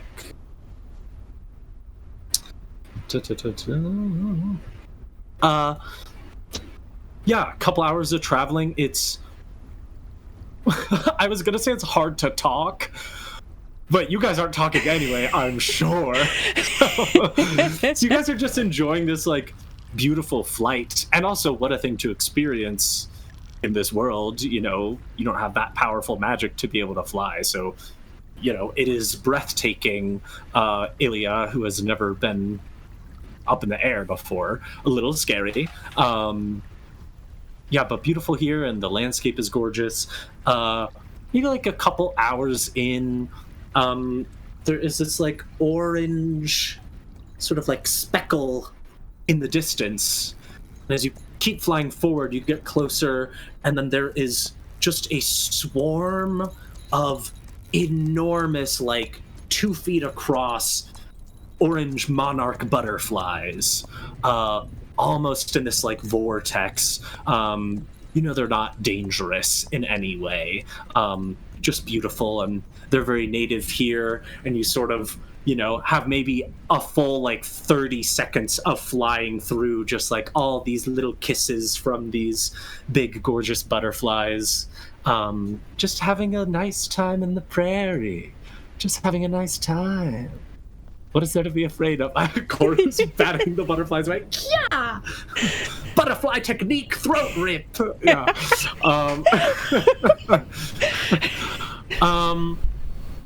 A few more hours pass. Everyone give me survival checks again. Natural 1. 9. I was so surprised by the butterflies, and now I'm just enjoying the clouds in the sky. I got that one. Yes! Yes! I'm so excited. Incredible.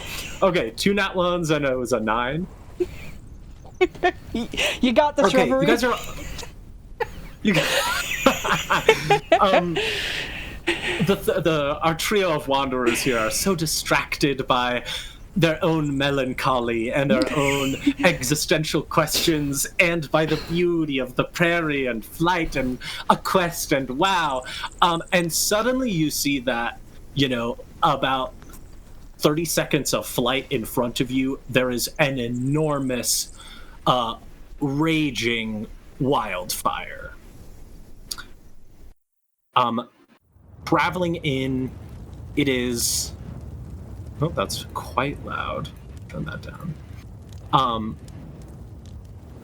In a line, a vertical line burning towards you that you can't see, looking to the left to be maybe it's not that long. It stretches over a hill on the horizon and keeps going. There is so much smoke billowing above it that there is just a black cloud. What do you guys do? How long can you guys hold your breath? I can hold mine for an hour. Oh, that's a really good point. What's the D&D rules for how long you can hold your breath? I think it's It's a like number a of minutes minute equal to your con constitution. modifier, I think. Yeah. So I got a +1, so is that 1 minute? Yeah. Yeah. Yeah, I've got maybe 2. Says he's an hour. Okay. She's perhaps a minute?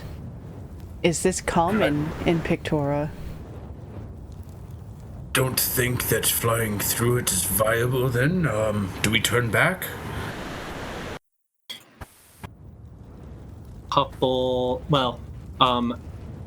Give me... Hold on. Everyone, I'm sorry. I'm going to keep those nat 1 survival checks.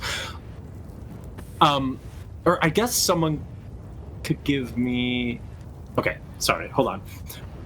Couple of things. Wildfires are very common on prairies. They're a very important part of the ecosystem. At this point, native people in America would do controlled burns, in order to keep the ecosystem safe. So this is normal. This one's quite big, but you're rather far out. And there was a lot of lightning last night across the prairie, which is a common igniter. Running away, the reason... besides the double nat ones, that you guys did not see this, a little further ahead of you, is that wildfires move so fast. So attempting to run away from it is maybe more dangerous than trying to get over it in a D&D world, not IRL. Run. Yeah. I can't just go into my turtle shell in real life. Yeah, I know. On our flying ink mounts. Yeah. Yeah, I think Koru is going back to his initial Let's try and hold our breath. I cannot Hope for the hold best. my breath that long. But perhaps we could fly high enough? We can try. And we fly into outer space. What are the D&D rules for flying to outer space? Well, I was going to say you die of suffocation, but you're holding your breath. So, I guess forever. Yes, you guys try to fly over it. I will say you've lost about 20 seconds of the 30 seconds you had to, prepare for this.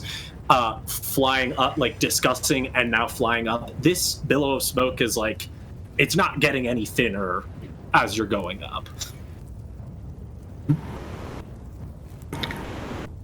Into the firing pan. Sweet. I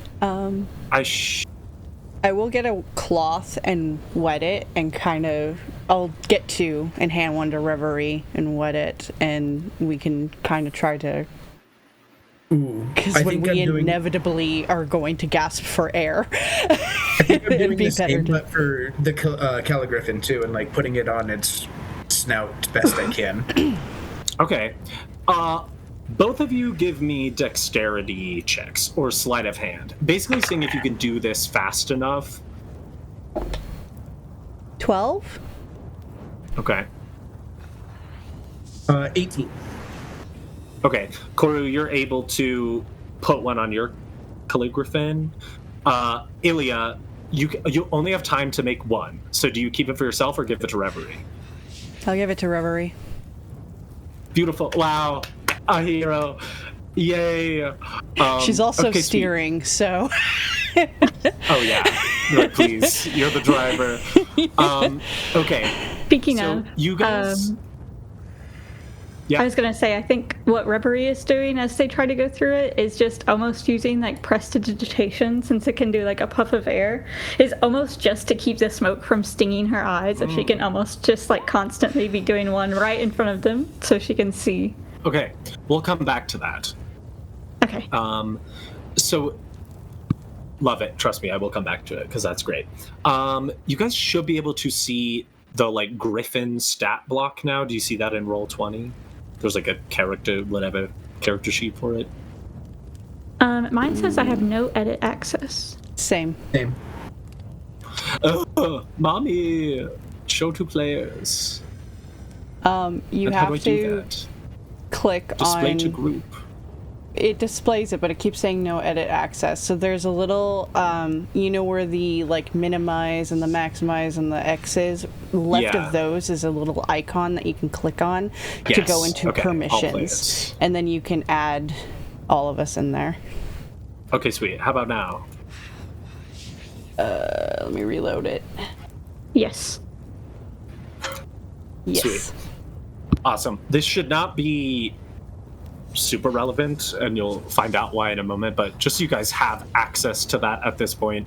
They do have two other things. Because they're made of ink, they have they get disadvantage on opportunity attacks against them, and they can squeeze into a space as small as 1 inch, but should not be relevant for the moment. Cool. So you guys fly into this cloud of smoke, knowing there's kind of no better option, and you at least have speed on your side if you're running into where it's already been. So we're going to do a little skill challenge here.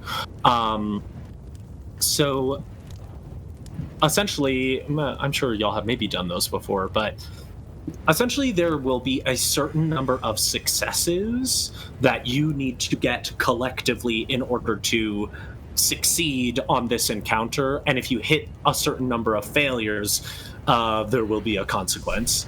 So using any skill you want. Sometimes people do like, you can't use the same skill more than once. I don't think that makes any sense, and that's hard to logic out. I would encourage you to try to be a little bit creative, and if you do something that's a little off the wall and fun, maybe you'll get a little inspiration or something.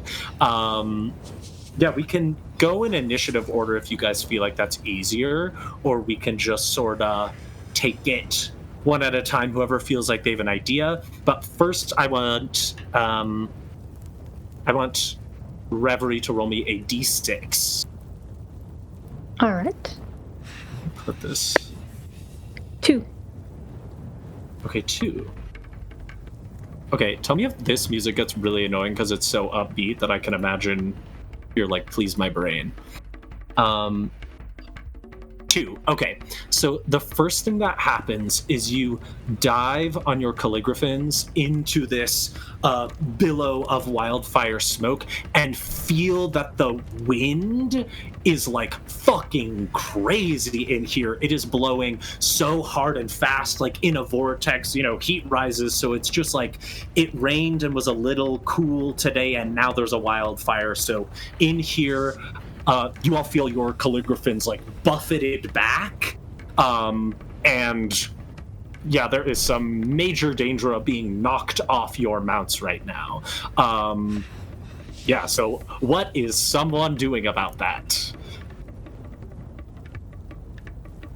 It's not much, and I don't think Koru has really much else that he can think of at this moment, but It's meant for blades, but he's going to try casting Blade Ward on himself and see if it helps at all with the wind, at least as like a deterrent from something at least hitting his immediate self, you know?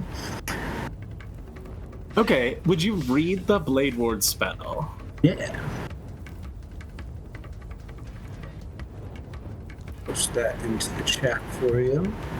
But with Blade Ward, the spell details are whenever a creature makes an attack roll against you before the spell ends, the attacker subtracts from the d4 from the roll.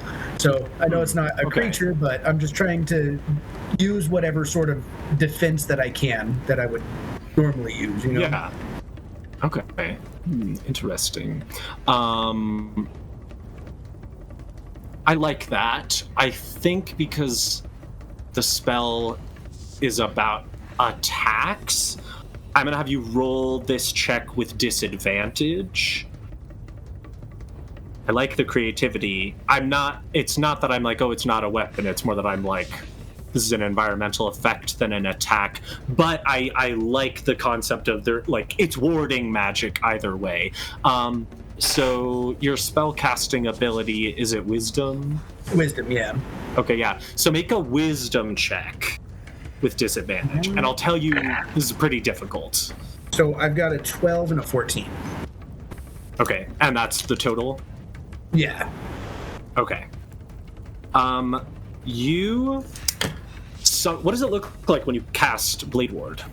I think for him, it's just probably like he's getting into like a defensive stance. He's putting like a hand on his chest, and it's just like this little bit of like a lot of the monk stuff is like force energy. So I'm almost picturing like this little bit of like force skin that's over the top of his skin, you know? And what was that? Is that a foreskin? Yes, over the top of his skin. Yes. Is that what a turtle is? Okay, great. I think it is so intuitive to react to threats as if it is physical violence, to go, I'm gonna like create a barrier and get into a stance, and you immediately feel that is not working against this wind. Yeah, just being like, oh, nothing is attacking me or assaulting my body. It's kind of all around me. And there's also like a griffin underneath you. So you do feel that your body slips a little to the left off your griffin, and you're losing your balance just a little. But I'm going to give you inspiration for that, because that was really cool, and I liked that idea. Okay, Ilia, Reverie, what are we doing? I'm going to grip onto Reverie and cast guidance on her. Okay. And just be like, please, can you calm it down? And that's it. I hope that roll helps you. As I think I'm a little scared about falling to my fiery death. Yeah. A little scary. So you said our biggest kind of concern right now is that we're worried we're just going to fall off the mounts. Yeah. All right. I would like to... Can I almost roll an Arcana check so I can see if I can pretty much do, like, the lowest level possible of, like, a Ray of Frost? So I can almost, like, freeze ourselves onto Beloved. Ooh. Fuck yeah. Ooh, that's sick. Yeah, I would say make just, like, your spell attack, like, spell casting ability, which would be the same as your spell attack, just flat. Okay. I'm just going to roll it on here so I don't have to do +7. God damn it. What happened? You get a 1d4. It was a 9. 1d4. Oh, you're right, you're right. Oh, yeah, you get to add a d4. So that's 3, so that makes that 12. Okay, so you have this great idea, and you raise your hand to cast the Ray of Frost, and the wind just, like, buffets. Like, as you're trying to release this spell, you, like, can't get the motions out the somatic components and find that you're unable to cast this in any helpful way. Okay, great. So that's fun. Ilia, roll me a d6. Okay. As I plummet to my death. 6. Okay, 6. Oh god. Okay, 1, 2, 3, 4, 5. Yeah. Oh no. Well, whatever happens, happens. So the next problem that you are facing is that the calligraphans, at this point, each calligraphan feels their riders like losing grip on them, and they fucking panic. They are not doing well. You can feel their bodies completely tense up, and you feel the beginnings of like bucking happening. Koru, what are you doing about it? So I think at this point, I'm probably I'm already starting to shift off. I feel like I've got just like one hand holding on for dear life, and I'm looking down at that hand, and I realize that I've got this new bracelet there. And with my free hand, I'm going to reach over and pull off one of those beads, still not knowing exactly what it's going to do, but I need a little bit of strength here. And so what I want to do is I want to regain my mount and try and regain control. Okay. You rip this bead off, and you feel, I'm even going to say, like, there's sort of a, aura outline of some, like, bison horns that grow on you. For the next minute, you have advantage on athletics checks. Okay, so yeah, I'd like to try and do this athletically then and try and just I think just muscle myself back on and then try and riding horses a little bit, it's all in like the knees and the legs, like really where you tell him to go. And so I want to try and control him that way. Sweet. Give me athletics. Remember, you have a point of inspiration. Also, Reverie, you get inspiration for the Ray of Frost idea, because I love that. So you said advantage on my strength checks, right? Or athletics checks? Yeah. Or was it a bonus? Correct. Advantage. Yeah, just advantage. So I rolled a 3 on the first dice, and then I got a nat 20 on the second dice. Yeah! Well, advantage went a long way there. Oh, thank God. Okay. Awesome.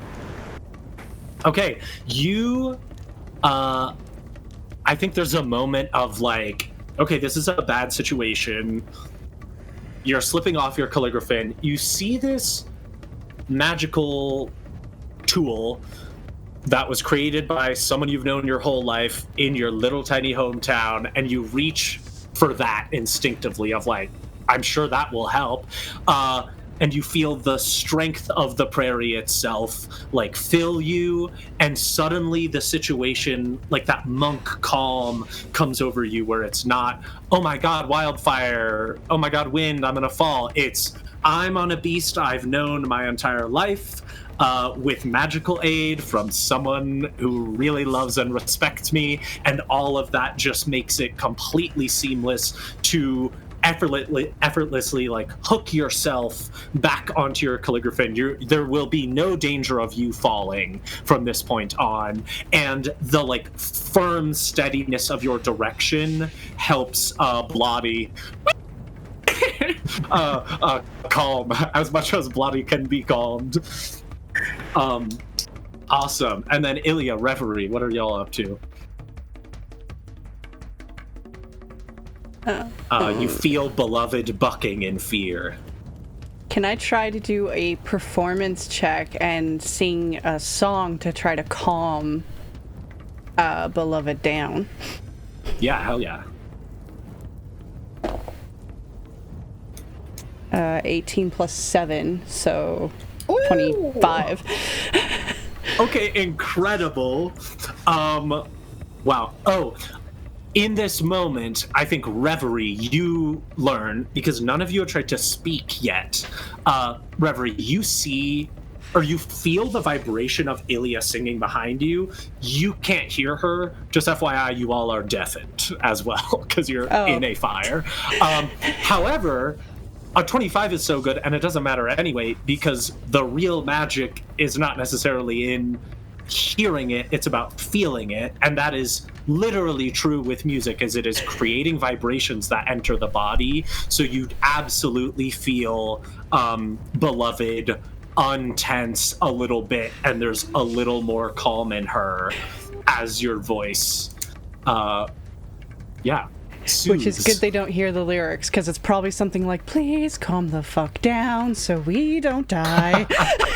I'm going to die up here. Yeah. But they don't speak language, so Yes. good for me. Awesome. Reverie. All right.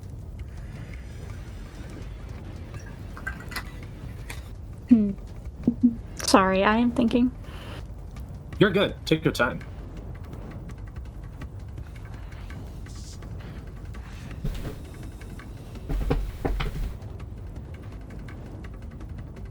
I think at just feeling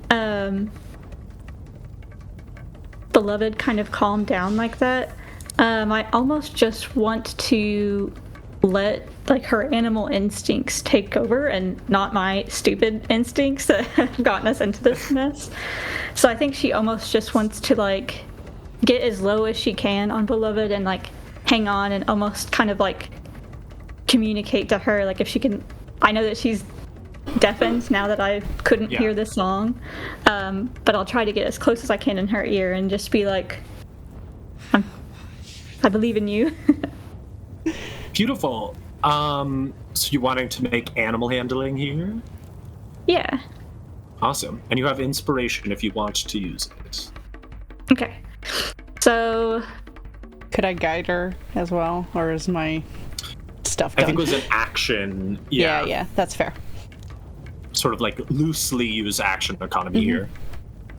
You could give her a bardic Yeah, if I could do that, I'll give her a yeah. bardic. if you want. Yeah, go for it.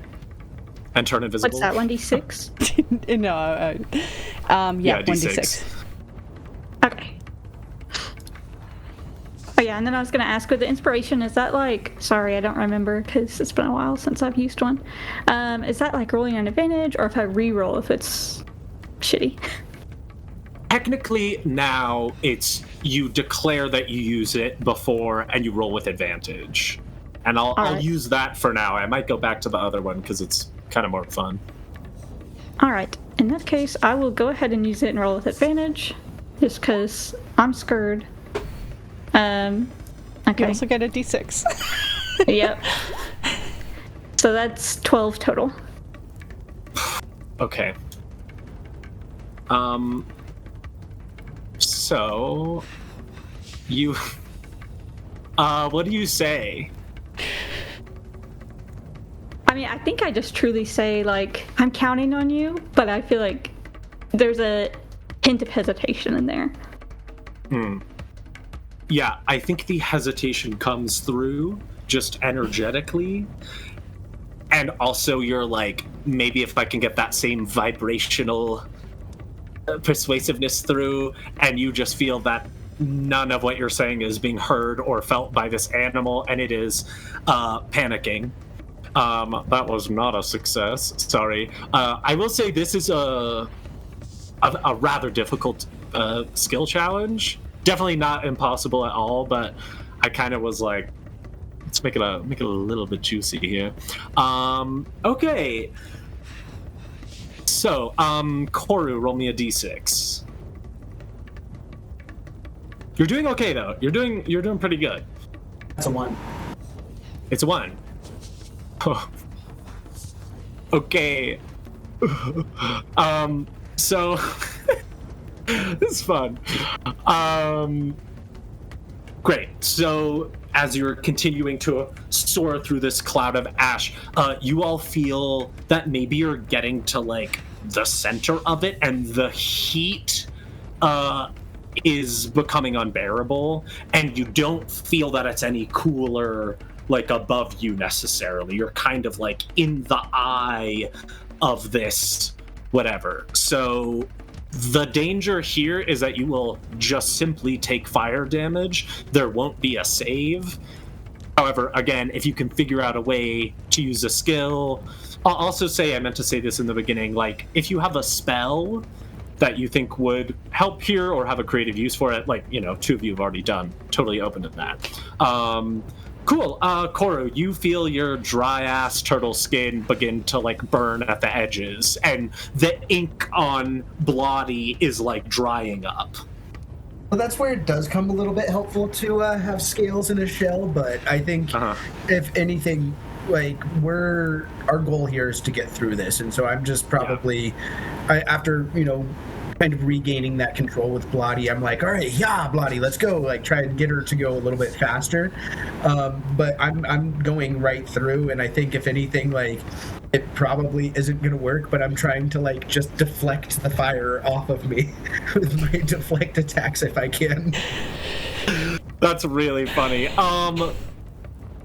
I like that. What check would that be, or is that just like a monk? So I don't want to. Yeah. It's typically when I take damage, it's usually piercing, bludgeoning, or like normal like attack type damage. Yeah. I can roll a d10 and I add my I think monk or dex bonus to it. And so if I roll less, or if I can reduce that damage down to 0 with the deflect attacks, it reduces it or it sends it somewhere else. Yeah, let's see. Just want to read this real quick. Okay. I will let you know before you commit to this. Only because this ability specifies that it is bludgeoning, piercing, or slashing damage, you will roll this with disadvantage because you are trying to use this ability in a way that you can't. Or you could try to do something else. I like the idea. I think there is a type of monk that can do this, or maybe it's at later levels. But it's a higher level that you can deflect energy. I think it's level 7 or something like that. But yeah, I think maybe he's seen like Master Ishiro do something like where he deflected fire before, and he's like, all right, well maybe if I just do it like this, I can do it. He's just spitting into the wind at this point. I'm gonna say, okay, you can either make whatever your monk attack is with disadvantage, or you can make a straight wisdom check flat. Ooh. The attack is like, I'm doing the physical thing and it's going to be extra hard. The straight wisdom is almost like tapping into a monk I'll take the wisdom check. And I've got the inspiration, I might as well use it now. Sweet. So that is going to be a 22 with inspiration on there. Okay, incredible. I will say, especially with even that high of a roll, what does it look like as you... I think you essentially are like creating an air bubble around both yourself and Bloody, so that for the rest of this challenge, there will not be a risk of you taking any fire damage. Yeah, I think it's just he's not it's almost like not astral projecting, but it's almost like an out of body experience for him where he's just like stepping out and it's going into that meditative state and almost like giving into that like loss of control right there and just going into the movement and the movement that he's seen practice but never really done himself and just trying to get those motions right. Sick. You do it, you succeed. You are now immune to being burned or knocked off, as long as this encounter persists. I will tell you guys, you are at 3 successes and 3 failures, and you need 5 of either. Great. So then pop back to Reverie and Ilia on Beloved there. You feel the heat begin to like singe and dry your skin. I am going to cast Heroism on Beloved. This doesn't help me at all, so I'm gonna just get burned, but my hope is to somewhat protect Beloved as much as possible, and it also makes Beloved immune to fear, which I should have done before and read the spell before, but I didn't until now. So new characters, stressful situation. So she'll Awesome. get 3 temp HP and be immune Perfect. to the frightened condition. Every turn, she Awesome. gets the 3 temp HP. And I'll just eat the fire Perfect. damage in order to protect Beloved as much as possible. And then if you'll allow me, Okay. I will inspire Reverie one more time. Yeah. I will say this is a good move. Yes, I reserve the right to take this back. I think I'm going to not count that as a success or a failure. Okay. Essentially, you're sort of forfeiting that opportunity to do something a little more mechanical outside of the challenge, which I think is a really good idea. And you Yeah. are indeed going to take... You take 12 points of fire damage. Okay. You're in a wildfire. Yep. Oh my goodness. Okay. Reverie, you smell a burning elf.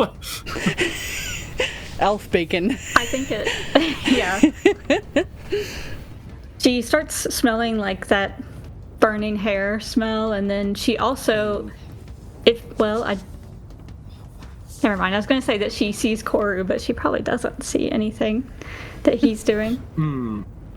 Roll a d20. Okay. You guys are 12. going the same speed. What was it? 12. I would say you see Koru. Oh, perfect. Okay. So seeing him almost make this kind of orb of air around them, she's going to try to emulate something similar, but with the spell cloud of daggers around them as almost just these spinning if she can almost harness the heat to keep it on the outside and keep them cool on the inside. Oh, you mean have the heat go into the metal, almost like a lightning rod? Yeah. Oh, I was like, how is this helping? You're I surround us in spinning daggers, so we die. Well, I guess in fast. my mind it's I don't know. They're making a lot they're of a fan? fans, basically. Yeah. Okay. Yeah. That's really funny. Okay. You definitely get inspiration for that. Yeah, make me a spell casting. Yeah, you're proficient with using magic creatively. Give me a spell casting roll, so intelligence plus proficiency. And you have a d6. All right. Yeah. Okay. 6. So that's 13, and then I'll do my plus 6. And then that's 5 more, so that's 18 total. Yes! Okay. Oh my god, wait, it's so cool. I love this. We needed the bardic. Yeah, you knock this out of the park. Yeah, taking inspiration from Koru, summoning a cloud of daggers, but just enough to make sure they don't hit anyone, and they are spinning like little fans around you, and you see that they are sort of attracting the heat so that there is less heat getting to you, and they're creating some circulation to get the heat out and away from you faster. So neither you nor Beloved are going to take any fire damage. Who needs to roll a d6 next? Was it Ilia? I did before. I think we're back around to Reverie.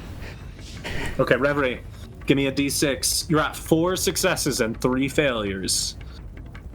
You just 1. need... Okay, let me see.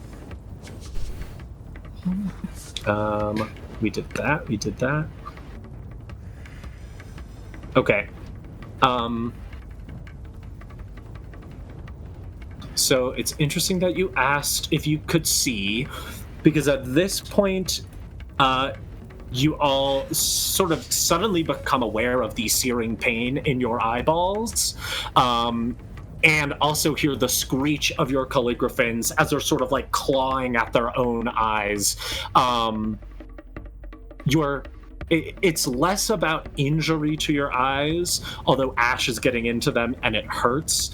There is a large risk of being blinded. That's obviously bad. You know how when people go too far down in the ocean, they like get disoriented and can't figure out which way is up.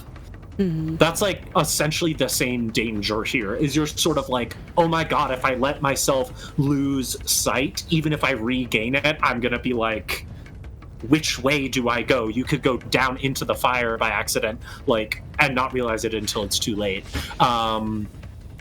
Yeah, Koru, what are you doing? He's just trusting in his monk instinct and just keeping that focus on moving forward, but slowly pulling his head inside his turtle shell. Okay, incredible. Okay. I will say this requires a check of some kind, only because there is a hole in your shell, so there's ash being blown into you, but I like this idea. So what kind of check is this? Acrobatics? Animal handling? I mean, I'll take acrobatics if you give me an acrobatics. Yeah, why not? Make it acrobatics. 15, so 21. Hell yeah. Incredible acrobatics check. You pull into your shell and immune to being blinded by ash. Makes a lot of sense. Sweet. I will say, essentially, from a mechanical standpoint, Koru getting this 5th and final success means that even if you guys like were to fail your things, Koru has set himself up to be able to help you and make sure nothing bad happens to you. So skill challenge resolved. No one died and you didn't lose a calligraphin. But I am curious, just sort of in this last moment, you can feel the heat lessening. You know you're about to be out of the cloud of ash. What are Ilia and Reverie doing or thinking in response to Fira being blinded? I'm going to cast Cure Wounds on myself and aim it at my eyes. And pray that's enough. Yeah. But also, I just need that HP back. Beautiful. And yeah, just hope that maybe that'll help keep my eyes okay during this whole thing. So I don't know if there's a role for that or... No, that's okay. Okay. You're all good. Reverie, what are you... I think she almost wants to just, like, cover her eyes, but is too scared to, like, you know, lose any grip on the on Beloved. So instead, she's gonna cast Mage Hand and have it cover her eyes for her, and then whenever she needs to just take a peek, it will just let her. That's smart. Love it. Incredible. Well, yeah, you guys, the two of you cover your eyes. Koru receded into a shell. I think basically your calligraphins sort of, you're giving it all up to them in the last, 80 feet of needing to fly out, and they just sort of fly out of there. You've successfully protected them. You successfully protected yourselves. Awesome. And you burst out of this fiery cloud and feel the heat leave from around you. It is... What's a good little music here? I don't know. Whatever. Yeah. Your calligraphins keep flying just instinctively. They're like, we're gonna get pretty far, even though you look back and see like the fire, moving away from you. Yeah, you're safe now. I guess that only took a small amount of time, but you guys have been traveling for some hours. Ilia, you healed yourself from your injuries. Do you guys land at all to take a moment? Do you just keep flying? Is there like a river or a stream or anything like that nearby? Yeah. Yeah, I think I'd point out down to the river and just, I'm not sure how far away we are, but I think I'd message to probably Reverie, since she's the one who's flying. Just, do you want to land down there and maybe rinse off the soot? Yes. Oh, there's a river down below. Take a little bath. What'd you say, Sarah? I was just like, oh, there's a river down below, because I don't hear their message, so I just... Yeah. Oh, look, a river.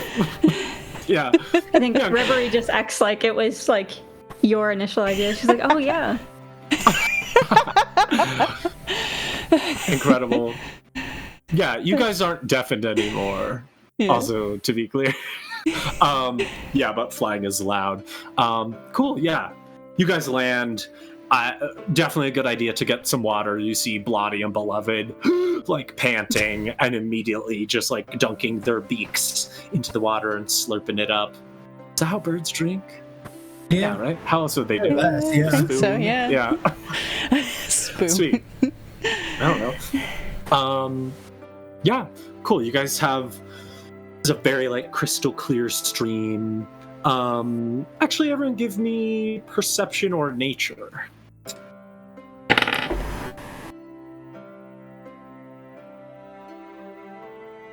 21. Perception. 19. 21 perception. nature. Okay, incredible. Two perception folks. The water here is flowing. It's very slow. Like slower than a stream or river this size should be flowing. It's not disturbing in any way. I would say, and Reverie on a 21 nature, you know that, like, you know, to the layman, maybe this stream would be slower than it should be, but you are getting the sense just from, like, the little bit of, like, biomes and, you know, little bacteria and little fishlets that you're seeing that, like, this is its natural state. And it is not something you've seen in Calligrapha or Bacrilica, but I think all of you in this moment are going, oh, this is a sign that we're near Suisaima. The water there is very still. I think I just put my stuff on the shore and clothes and everything. Just go into the water and let it cool me off, get all this ash off. Yeah. And... Yeah. And then eventually she wouldn't necessarily care about nudity either. She would start just like taking her shirt off and things to scrub and get it all clean. Horny Bard begins. Yes. I think for Koru, it's almost like the opposite, where he's like very methodical and like takes his clothes off, but like folds them nicely and then dives in. Reverie, are you naked? I think probably not. I think she's almost, I feel like she's too distracted by seeing some of these new, like, fishies and, like, nature things that she hasn't before. So I think she's kind of just, like, rolled the skirt up and has her feet in the water, but she's, like, drawing, like, little, like, diagrams of, like, what the biome looks like. I think as she does so, really not even looking up at you guys, but talking to you guys, she just says, you know, I wouldn't have let us fall, just so you guys know for the future. Well, I appreciate that. Nobody likes falling into fire. Well, I guess we still would have fallen. It just would have been, like, not so bad. I could have done one thing if I could pull my instrument out in time during the fall. But it would have only helped one of us. I really just only know, like, one spell and how to punch people. What would you have been able to do? So there's this spell that I learned a long time ago called Featherfall, and basically if we start falling, I can kind of make it a more gentle retreat to the ground. So we would have slowly fallen into the burning hell. Yes.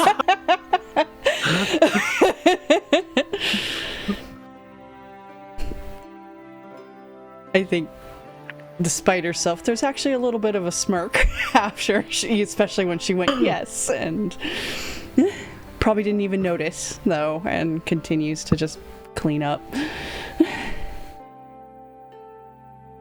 Wow, scandalous emotion. I know, She's right? so expressive. Yeah.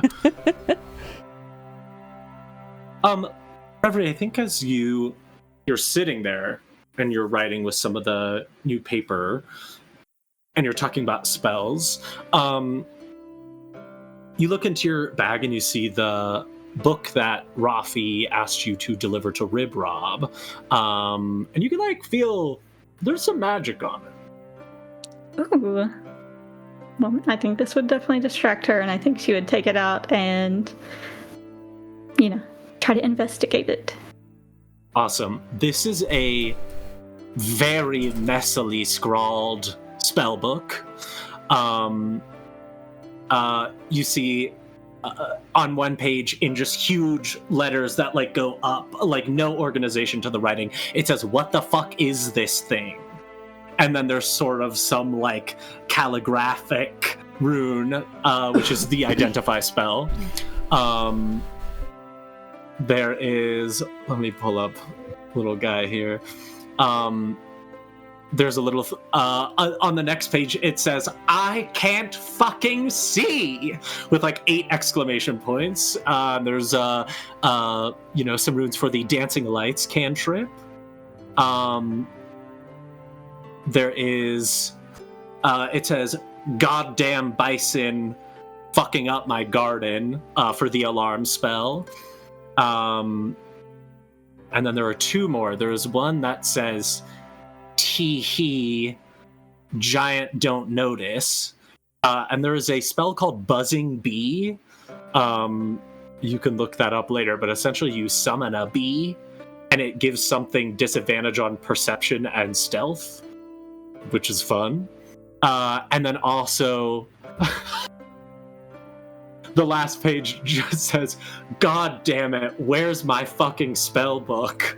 For a locate object spell here. I love these titles. I love them so much. Oh, I think at discovering that it is his spell book, Reverie's definitely going to be very excited and will get her own out and copy the spells that she can into it. Hell yeah.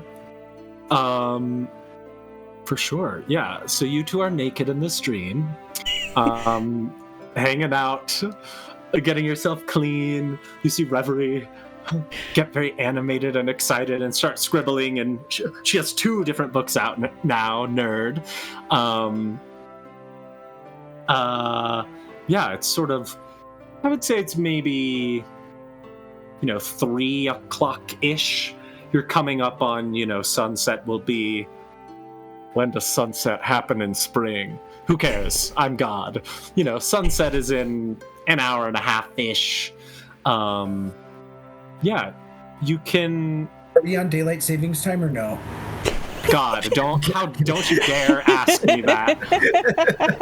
Fuck if I know. One time I had MST set for an appointment or something, and I showed up and they were like, "No, we're on MDT now." And I was like, "Well, I don't know." Yeah, cool. So you guys are here. You could definitely keep traveling. It's also up to you if you want to make camp here for the night. This is a good spot for a camp, and we're already here. We've had our challenge of the day, so I'd be for staying here for the night if you guys are. Sweet. This is a good Does spot. anyone have a tent? Or are you okay We're just sleeping? adventurers, right? We have a tent. If he can have a shovel, we can have a tent. No. I have a bedroll that is close enough. Great. Yeah, you guys are wanderers. I'm sure you're... Yeah, I don't think he minds sleeping under the stars either. Yeah, I got a bedroll too. Probably not a tent though, to be real. I probably couldn't actually carry it. It'd be too heavy. So yeah. Awesome. So you guys set up a little campy. Do you guys feel like building a fire? Who wants to build a fire? I think after our most recent fire experience, he's not necessarily needing of one. He's down for cold rations at the end of the day. Like, Yeah. Yeah. And it won't get too cold in the night. Awesome. So y'all lay out your little sleeping bags. Reverie is copying spells down. I guess I'll have to look into the gold thing. I feel like I don't give a fuck about that. And it's more just like time. That seems more fun. Is it 2 hours per level of the spell?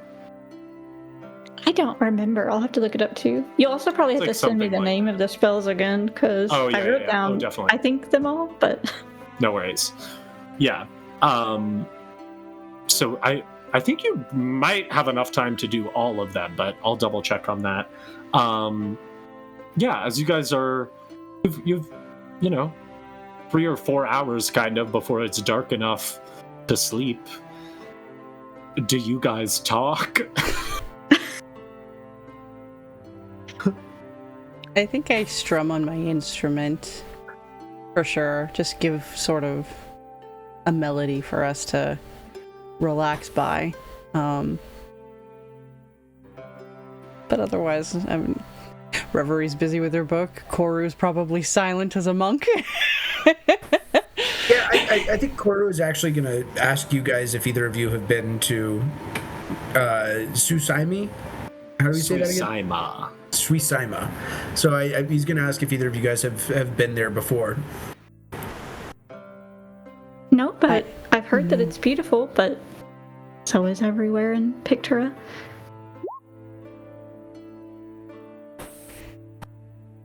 I've never been either. Well, I will check if the emerald pen that I was supposed to give Oh yeah. the person in Suisaima is okay after the fire excursion. Different place. Oh. He is in Mokutan, which is the charcoal silk screen. So Tatsu. So I have to give it Tatsu to Yeah. Tawaraya? Tawaraya. Tawaraya. I like that much better. Okay. So Tatsu Tawaraya is an actual artist from the 1600s in Japan who he created a school of art that for a long time was attributed to his student because people didn't know he existed. And then they found his art within the last however many years. And I saw a silkscreen charcoal painting of a dragon at the Smithsonian. And it was literally the most deeply affecting piece of art I've ever experienced. I stood in front of it and cried and wrote a poem for an hour and was I don't know what. Anyway, love him. That's beautiful. But yeah, I'll just make sure it's safe and okay after our excursion and put it back. And I think Reverie would actually interrupt you putting it back and just say, could I take a look at that for a second?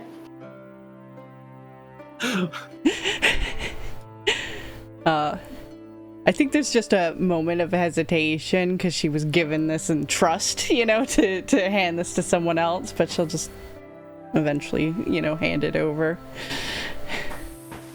All right. Does anything happen if I don't know how illusory script works, so I'm going to just take out my blank pieces of paper that I just got from the store. Mm-hmm.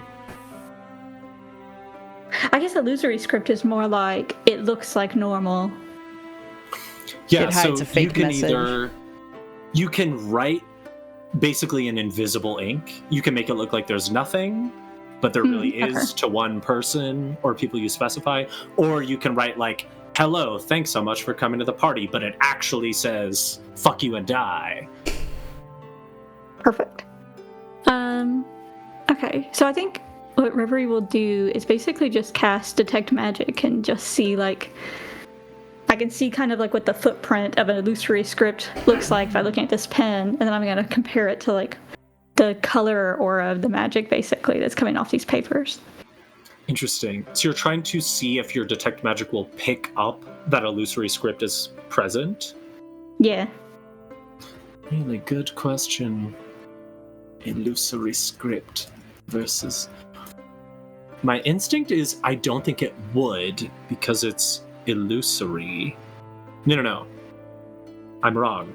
So your detect magic, you absolutely get whatever color you think Reverie would see like illusions as. You definitely see that color around the fake script, but detect magic does not allow you to see the hidden message. Yeah. All right. She'll just kind of hand the pen back to you and just tuck that information away for later. I'll wrap it back up and put it away.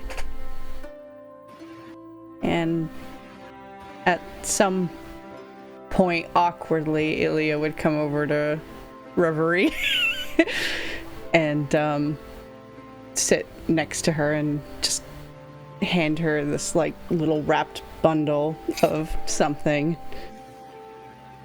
It doesn't say anything, it just seems a little awkward about doing it.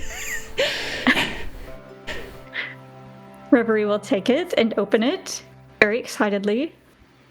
They are bone sewing needles from that store. These are amazing.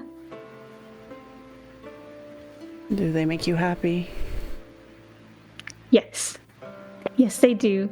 And you can be the first recipient of whatever I make with them, so if you have something you want embroidered. Thank you. And then awkward silence. Reverie was like definitely like leaning in, like waiting for you to say more, and then just it's like fine. Would my instrument case be a hard one or a soft one? Maybe she can embroider something on that if it's a soft case. Whatever you want. Say it's soft. Sure. Then yeah, I guess after a few awkward minutes of silence, perhaps on my case, and she'll hold that out. Yes. Do you have maybe an idea of what you would like?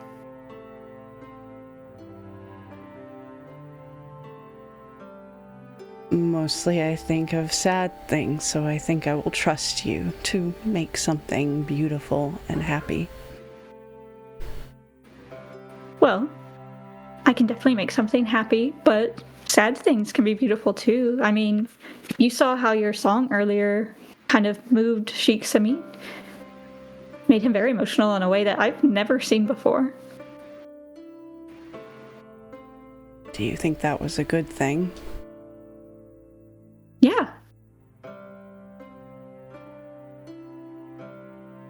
I'm supposed to find happiness, but I ended up spreading sorrow, it seems.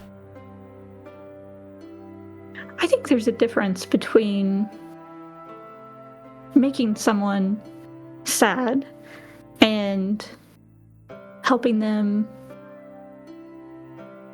I feel like what you did for him was almost relieve him of that sadness. It's like you put into words what he almost couldn't describe himself. And then ultimately, you know, that gives you a feeling of relief more than anything.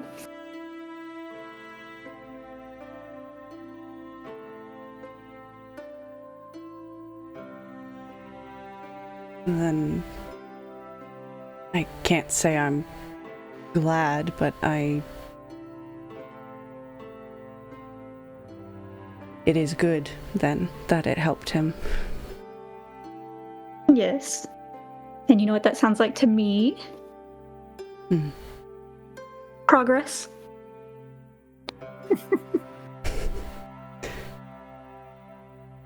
Okay.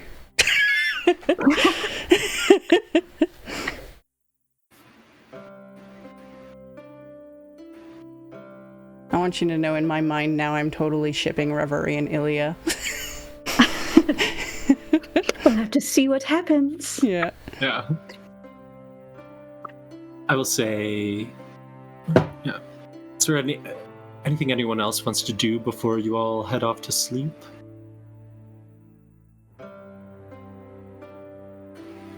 I think Koru just spends a little bit of time practicing his calligraphy, but nothing specific. It's just probably like if there's like a mantra or lines that we used to like repeat when we were writing growing up. Probably something The similar. quick brown fox. Yeah. Jumps up the lazy dog. Yeah. Yeah. And maybe that's one of the parables in the book that Reverie got. Great. You all eventually lay down on your little bed mats, whatever they are. Bed rolls, yeah. The sky here is incredible. The sky on the prairie, there's absolutely nothing in the way. They're so bright and sparkly and purple and blue and white and some reddish and yellowy. And it's one of those, like, you know, after a really long day of also some intense physical activity and fear, just like getting like the best sleep. And Ilia, I think as you're going to sleep, you feel a little bit of a like warm growl that's very familiar to you, like deep in your spirit, as Reverie's words replay in your mind of there's a difference between making someone sad and helping them relieve that feeling. Mm-hmm. As the stars twinkle and send you all to sleep. Awesome. Pretty. And we'll end there. Yay! Thank you all so much That's for so fun. playing. Yay! Can I read you guys my poem because I didn't get a chance to in Yes. character? Yes! No, sorry. Oh, You're not okay. allowed. Do the sad No, please, please. Peanuts walk. Walk along the painted road, so many colors to see. Blue and red, green and gold, a chroma menagerie. Joy and mirth, song and laughter echo within the air, yet I cannot seem to find the strength or will to care. Walk along the canvas road, potential eternity. Nothing is lost, nothing found, perfect serenity. A place no one lives or dies, endless paper, sheets of white. Even this cannot free me of sorrow's constant blight. Walk along the inky road of silent poetry. Lines of bold and elegance, beautiful written sea.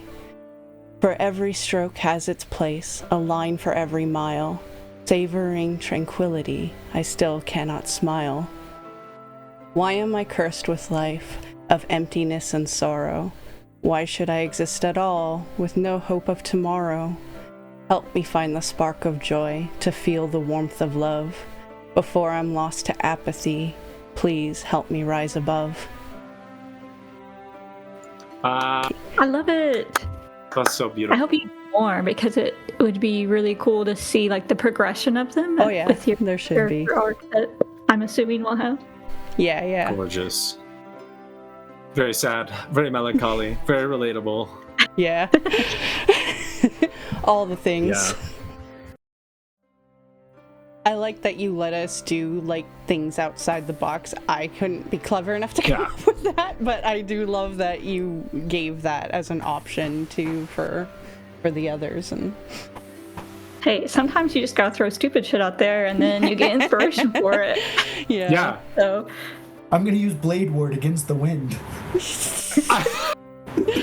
I was like, okay, yeah, yes, and